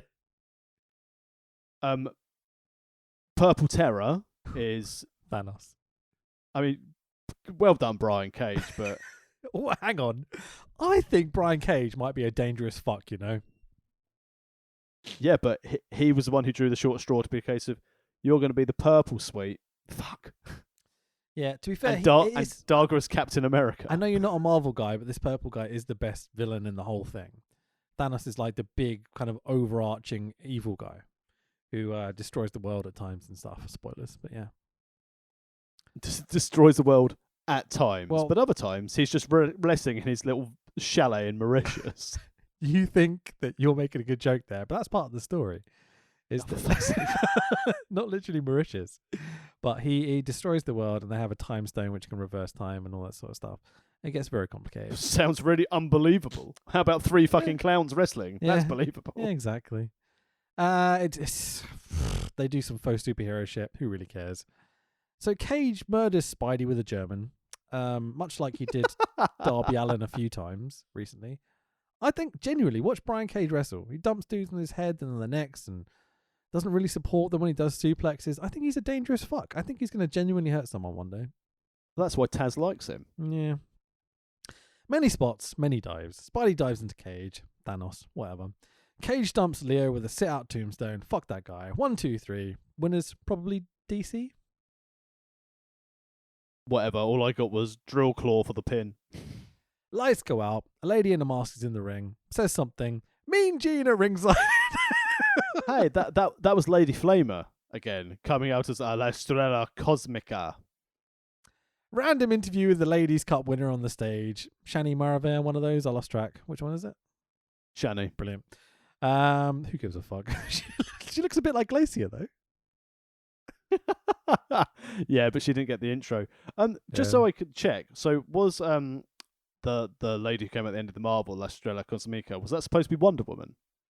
That's DC, not Marvel. I'm sure several of our listeners are going to be really angry at me for going, doesn't matter, does it? So who was it then? I've got like 10 jokes Batgirl? written about Marvel stuff, but I know they won't go over with you, so I'm like, we'll just pass on, shall we? Oh, no, because our listeners will enjoy them. Hit me with them and I'll pretend I understand. Nah, fuck it. Video package for Kenny Omega and Laredo Kid up next. So, the AAA Mega title match, or if you're Mike Tenay 1996, the Mexican Heavyweight Championship of the World. Well, that's what it used to be called. No, it didn't. Shut up. It did. They used to be. And in Stop the spoiling retired my belt section. dreams. No, I know. Go on. I was being alternate there and going all serious about the history of the Mega Championship. No, it was once called the Mexican Heavyweight title. Yeah, Bobby Heenan won it. apparently so. So it's Kenny Omega with Michael Nakazawa, the current Mega Champion, versus Laredo Kid with El Hijo del Vikingo, who's finally got in his uniform tax. Well, because he's turned up. Full kit wanker, love it. Laredo Kid looked awesome in his silver and gold sparkles. He's got this giant variation of his mask on. He's generally gone all out here. It looks fucking incredible. This should be the main event match, to be totally fair. It's got the title. It should be the main event. Yep, fucking A. So, do you know much about Viking history, or do you watch the TV show Vikings? No, I just like the beards. Okay, so there's a thing called a blood angel. Do you know what this is? You ever heard of it? It's in 40k. It is, yeah, but that's where it comes. That's kind of one of the uses of the name. Let's put it that way. But the original meaning was basically when someone did something horrifically bad in Viking lore, they'd be sentenced to death. But the way they'd be killed is they would take an axe and they'd basically smash in their back to break their ribs off of their spine and slowly pull each of them out, and to kind of widthwise, okay, and then pull their lungs over their spine, their ribs that are sticking out to create wings, hence Blood Angel. Sounds a bit messy for my liking. Absolutely. But that's how Laredo Kid's gear looks. It looks like Blood Angel shit. With Vikingo with him, I'm just like, that's fucking awesome. And Nakazawa was there with his oil, so He was. he was awesome too. Mate, Kenny and Naka look like they've just got off the plane. They look absolutely fucking exhausted. They probably are, because it was a case of, really? 12th of December? Ah, fuck. Or it was a case of Penta and Phoenix went, we'll drive you down there, lads. We're safe. Yeah, maybe so. So the intro Kenny as the cleaner. So definitely Rudo Kenny here, even though he's not really acting like it, to be totally fair. But the Rudos, I mean, you know, I posted it on our Twitter at World of Rest Pod yesterday when like hyping us doing this show. Whose image did they use for the graphic for this guy versus Laredo Kid? Because it didn't look like Kenny. No, not at all. That's the first match graphic we got of the night, right? Yeah, I think there were only 2. This in the main, or Psycho Circus have one? This in the main. Okay. The whistle sounds and we start the next work shift, and off we go. Straight into Laredo Kid's fast lucha spots. Kenny feeding and bumping like a boss. Kenny Rudo's it up and goes after Laredo Kid's back. And is completely relentless in doing so. Nice to see some actual narrative wrestling finally, because it's taken all show to get here. But you can rely on Kenny Omega for this. It's the only wrestling match of the card. Pretty much, man. Kenny drops Vikingo into the stage, which leads to both Vikingo and Laredo Kid doing dives off some tractor tires, which are randomly placed on the side, onto Omega and Nakazawa. Really fun little spots, but can they do that, Also, Joey? can I do that, Jose? Jose, sorry. And more importantly, they were gimmicking their pay-per-view set, not like WWE. Sure, absolutely. So Naka holding onto Laredo Kid on the outside. Can he do that, Jose? Omega dives off the top. Laredo Kid moves, and Naka completely misses the catch on Omega. Kenny needs a murder clown. Yes. The Laredo Kid's flying. It's genuinely very, very cool. He does, like, just to throw out some spots. I won't call all of them because there's obviously a lot in this match. Tucked Acai moonsault to the outside. A Phoenix splash which misses. 450. One man Spanish fly. 450 to Omega's leg when he's taking out Omega's knees and stuff. Really, really cool spots. Kenny doing his stuff. Tiger Driver 98 gets kicked out of, which makes me fucking furious. We had one of those kick out last week as well, didn't we? That made you equally as furious. Mate, it's a fucking pile driver with your arms hooked behind your back. What? No one should ever kick out of that. That's death, right? Fucking no-selling bastards. Yeah, annoys me. I'm a big Tiger Mask mark as well, so it's what it is. So a Laredo Kid starts to go after Kenny's knee as the match continues, and it doesn't last very long, but he at least attempts some submissions and such, trying something different. How do you feel about this scenario of like actual storytelling, but maybe not to the caliber of we've become known?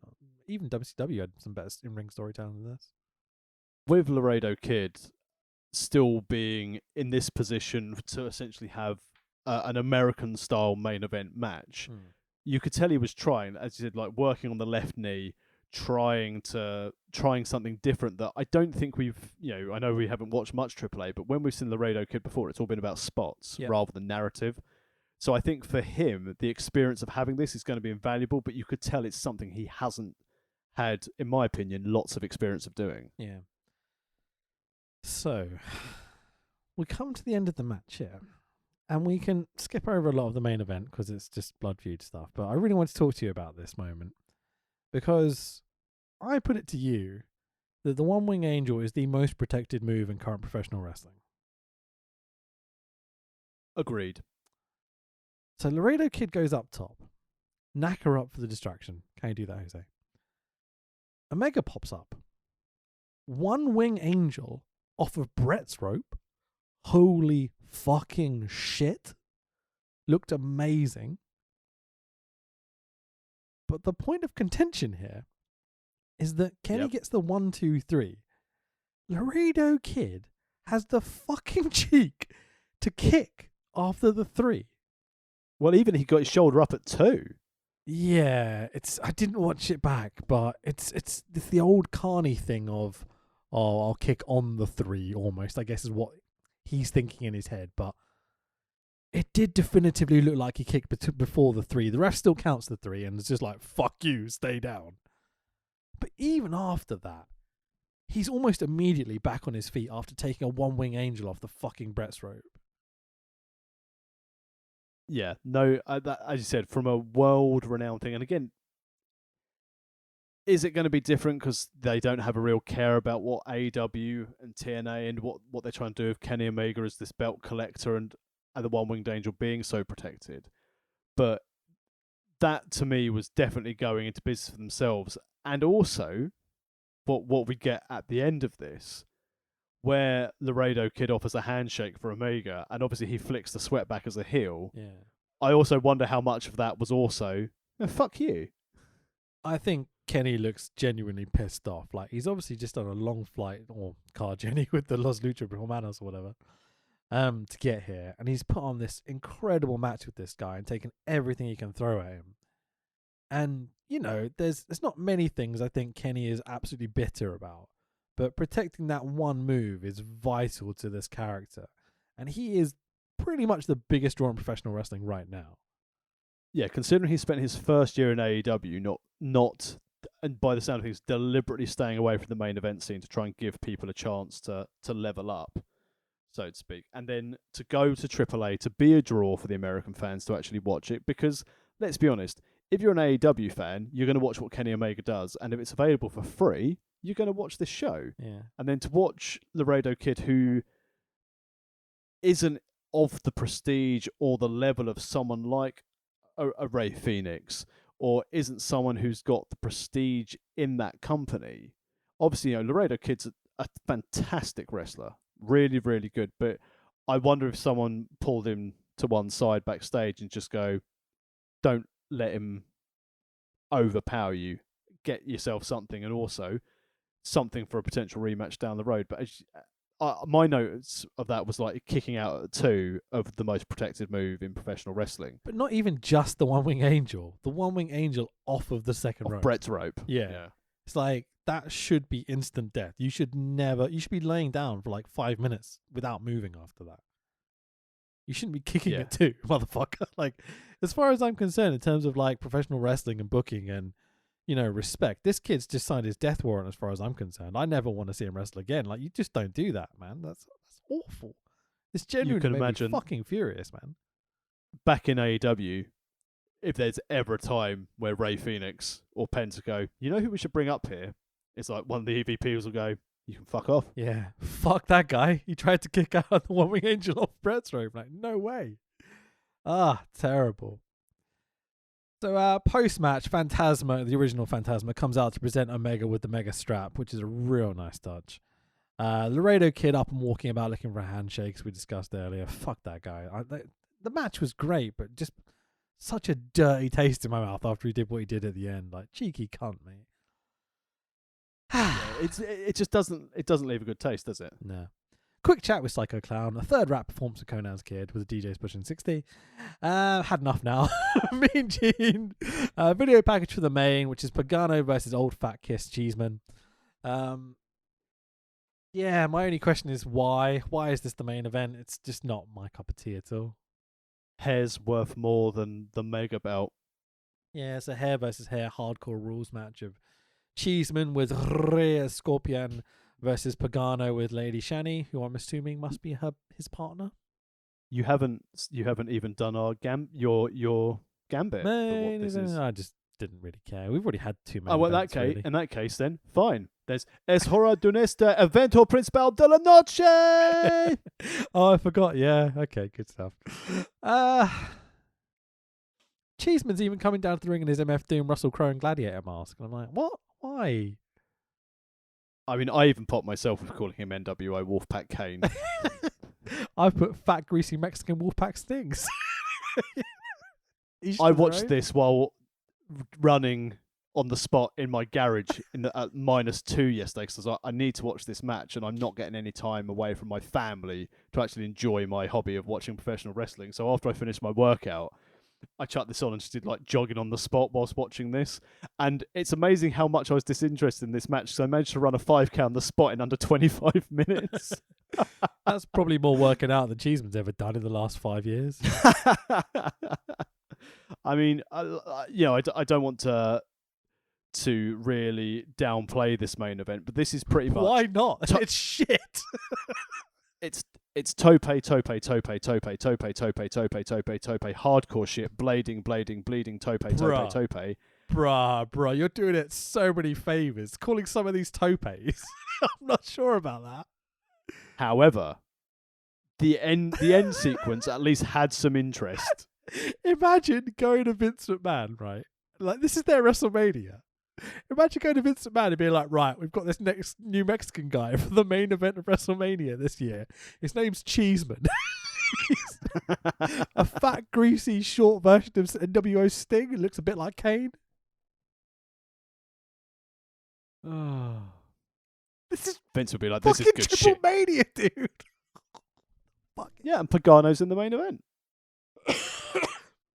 I can understand Pagano. He's got this kind of Mick Foley element to him where he damages himself for people's amusement, right? Why is Cheeseman here? Because he attacks him. Oh, They've got beef. sure. My highlight of this was Pagano trying to do the moonsault with the broken ladder, only to succeed breaking himself and the ladder more, while Cheeseman just sat there going, "Fuck." I thought he was going to lose a finger. There's all sorts of like metal bits like sticking out of this ladder and stuff as he's doing the moonsault. Looked terrifying. I mean, good thing, as you said, for their WrestleMania that they left the ring. Yeah. They left the ring and they headed over to our friends Hugo and Jose on commentary. So have we talked about the run-ins? There's a whole bunch of them before that, isn't it? Oh, I so disinterested by Texano and Rey Scorpione and Lady Shani getting taken out on a stretcher, Los Mercenarios coming out to help Cheesy Man. Yeah, it's endless. It It just just goes on and on and on. And there's spots where where both lads go up to the top rope, and then, Pagano will push Chessman and they'll fall through a table. And then they go to do it again the other way around. And Cheeseman throws himself backwards onto a table, pulling Pagano with him. They're like, you do know what's about to happen, right? Pagano falls onto him, squishing Cheeseman. You're like, you're a fucking idiot, as well as a shit wrestler. What is this? That'll learn. Well, in fairness, yeah, that'll learn him. Like in your face, Chessman. I've done it to you. You're going to do it to me, are you? Give it a try. Give it your best shot. There's points in this match where it's two shitty dudes hurling themselves and hurting themselves, while really no one gives a fuck. Like a CZW show. At least Pagano's got a good look. Yeah, I don't hate Pagano. I don't think he's my favourite wrestler by any means. But, yeah. He'll always have a place in my heart due to association with our clown brothers. Yeah, exactly. So, shitty dangerous spot after shitty dangerous spot. They head to the outside. Cheeseman grabs a guitar, smashes it over Hugo Savinovic's head on commentary. The poor boy. It's like, why have you done that? Why have you done it to me? Hugo starts selling the ever-loving shit out of it. He's just going, wah, wah, wah. Fuck, I couldn't stop laughing, Tax. He was just crying his little Mexican eyes out, longing to be back on his DJ decks with Conan's kid. Yeah, fucking A. Hugo Blades? Because why not? Well, Pagano and Chessman had. Yeah. Giving time for Pagano and Cheeseman time to climb up the set. They're about 10 foot in the air. It's not like they're even that high in the air, to be totally fair, right? It's not just me. No, they're a little bit. I mean, they're both very gassed / unfit to be able to climb up that high. This is the promotion where Aerostar's diving 200 foot off the arena screens into the ring and Murder Clown's catching him. Two dudes falling off a fucking set 6-7 foot almost onto doing an air raid crash onto a table, onto some padding that's on the bed of a pickup truck for the finish. It's like, all right, fair enough. That's the sort of thing you'd expect to see in the main event of a Backlash. Yeah, exactly. I can imagine John Cena doing this finish, I'm pretty sure John Cena has done this finish. Exactly. So Pagano wins, thank God. What a bunch of bollocks that was. The doctors patch up brave Hugo at ringside. Put a little bandage around his head. They put a little bandage around Cheeseman's belly for some fucking reason. Why has Cheeseman got a bandage around his belly? Hungry. Cheeseman hungry for cheese. Me young buck. me no go to Mexico no more. Chessman there. So they stretch a Cheeseman out on his cheese board. Delectable Brie. Oh no, she's married to Daniel Bryan. Pagano celebrates in the ring. They roll up. Hold on, I'll get there. They roll up spring roll Cheeseman into the ring. Gotta keep that cheese fresh. God. A woman in a mask. Oh, I'll get to the end. Fuck it. A woman in a mask and the ref cut off Cheeseman's hair from his bloody That's scalp. actually his father and his daughter Oh, there cutting we his go. hair. Good stuff. Why did it have to be them? I would argue that Pagano's a bigger draw than Omega to the Mexican market. Okay, yeah, sure. The show ends with Cheeseman throwing some of his hair at Pagano. What a shit show. Minus. We cut to Jose, who thanks us. Yeah, minus 5 stars. I loved it. Viva la Mexico! I love AAA. I liked the show. I genuinely love it. Just the main event. Fuck me. That was one of the worst matches I've ever seen. I hated it. Yeah, it was clumsy, clunky, but I think that is more down to, and again, I know he's not one of your favourites, and in fairness, like the match between Pagano and Psycho Clown at Triplemania was head and shoulders above this. Yeah. But I think from a Pagano standpoint, it's like, this is what I've got to work with. Yep. I don't understand the whole Cheeseman thing. Do you know that Cheeseman was a champion of some smaller lucha promotion where Murder Clown recently beat him for his belt?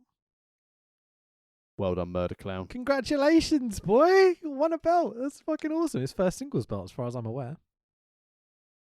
Should have. I mean, get him in the E. Yeah. Get him to go over Braun Strowman. Well, they had Get him. him to run for They everyone. had him in Impact for a while. He was great, catching everyone. Safe lad. I mean, Omega Laredo was obviously the best match of the card because it was actually a wrestling match. Seeing Big Mummy was really good. Seeing like the triple threat tag was also good fun, having sort of Lucha Bros in there as well.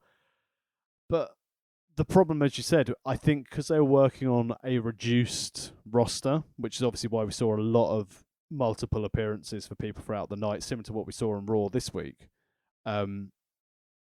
It didn't flow because they had to keep stopping for the ring. And I know, like, we've criticised it in the past, but even though we love AAA, we've criticised it in the past because it's really, really slow.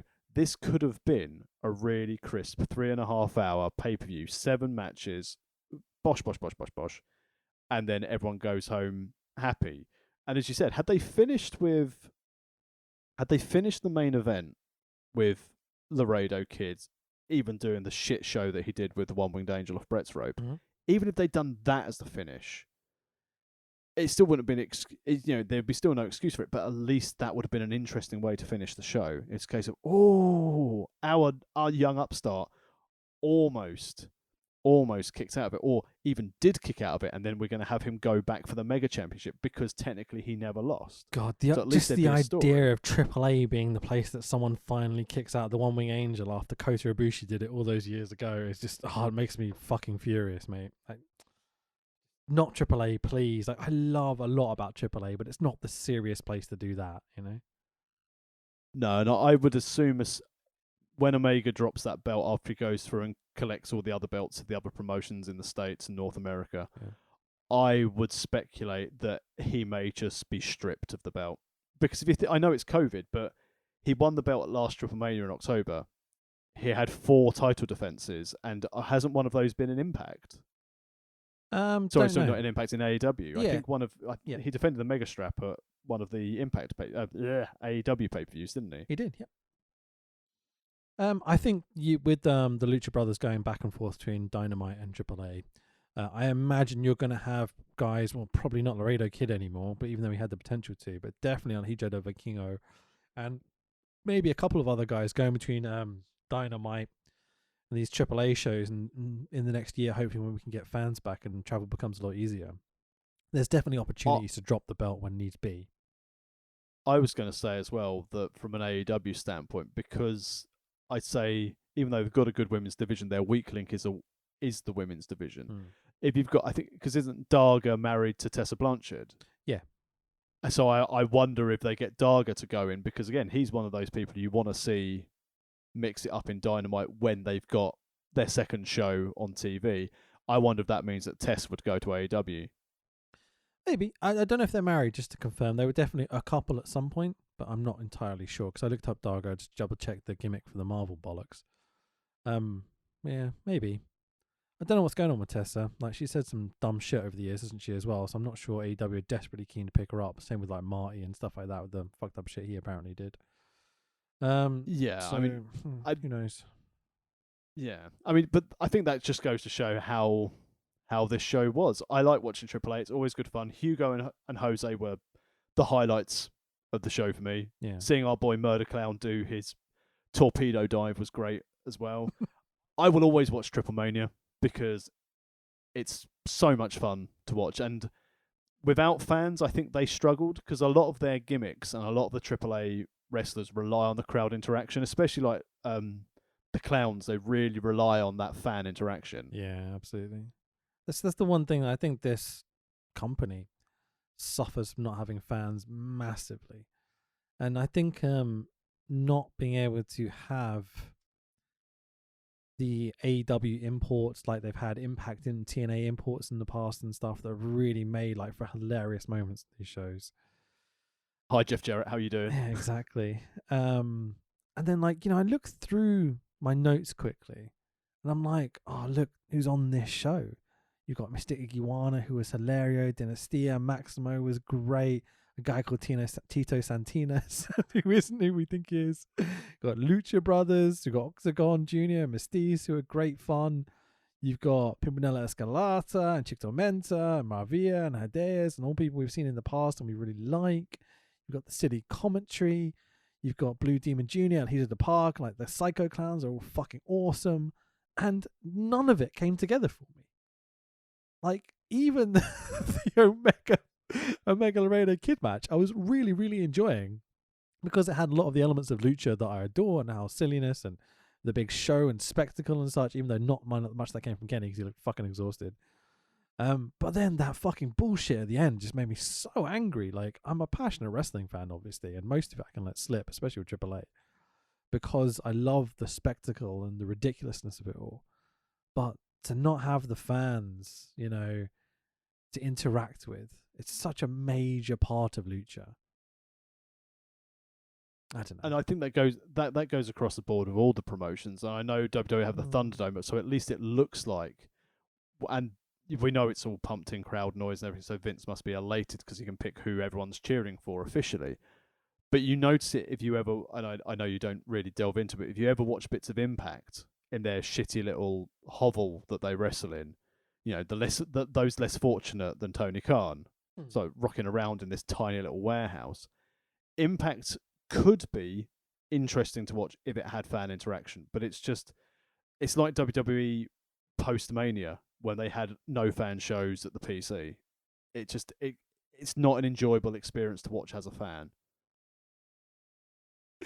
For me, you could say that about the last 10 years of WWE, though, so it's difficult for me to be honest with you. Hey-o. But even like with watching an episode of Raw or something, they can pull out. I'm trying to just quickly think of a match that was good recently, like a Keith Lee Drew McIntyre.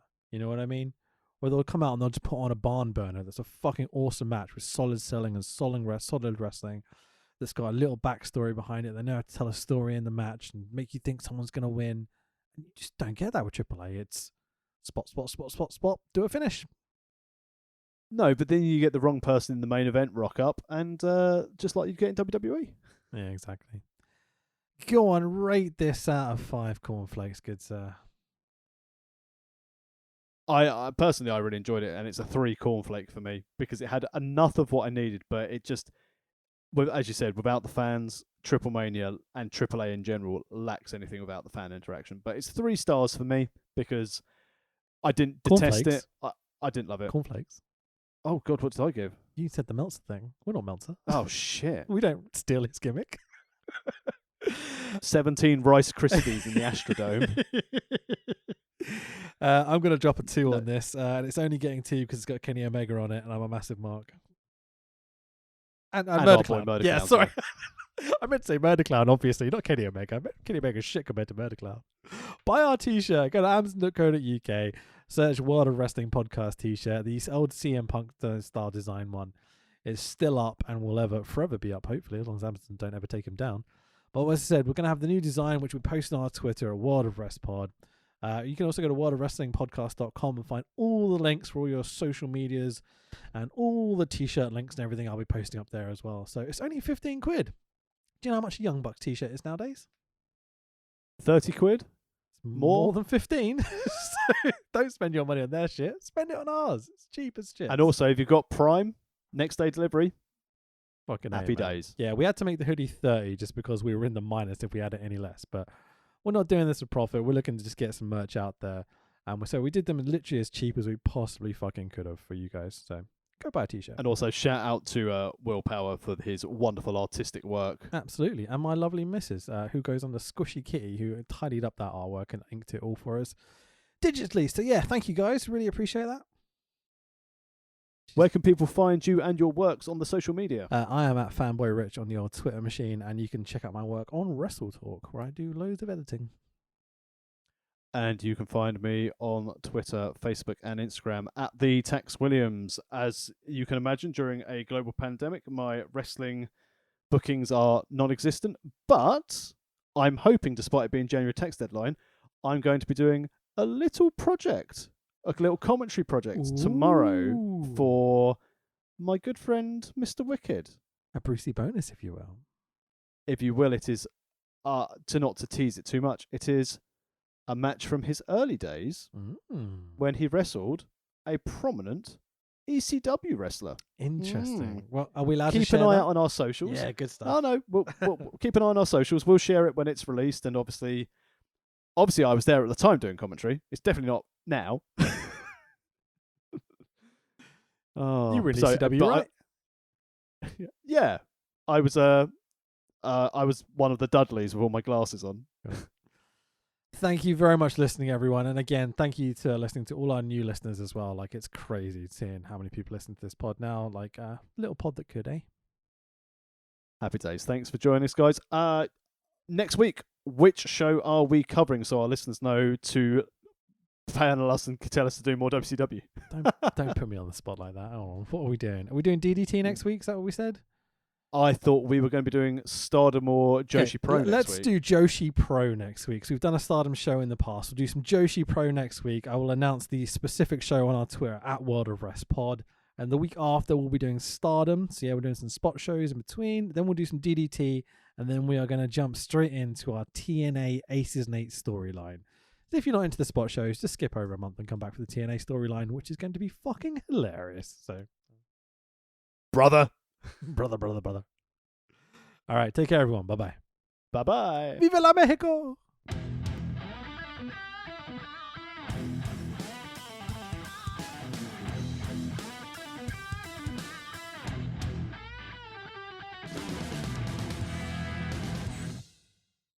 The louder you guys are, the better the wrestlers will perform for you tonight. And that's why I kicked your leg out of your leg. We're tough. We can take it, baby. You got to penetrate in the back, baby. Oh, I can see what you're talking. Wait just a minute. Muy buen adelante. Bonito!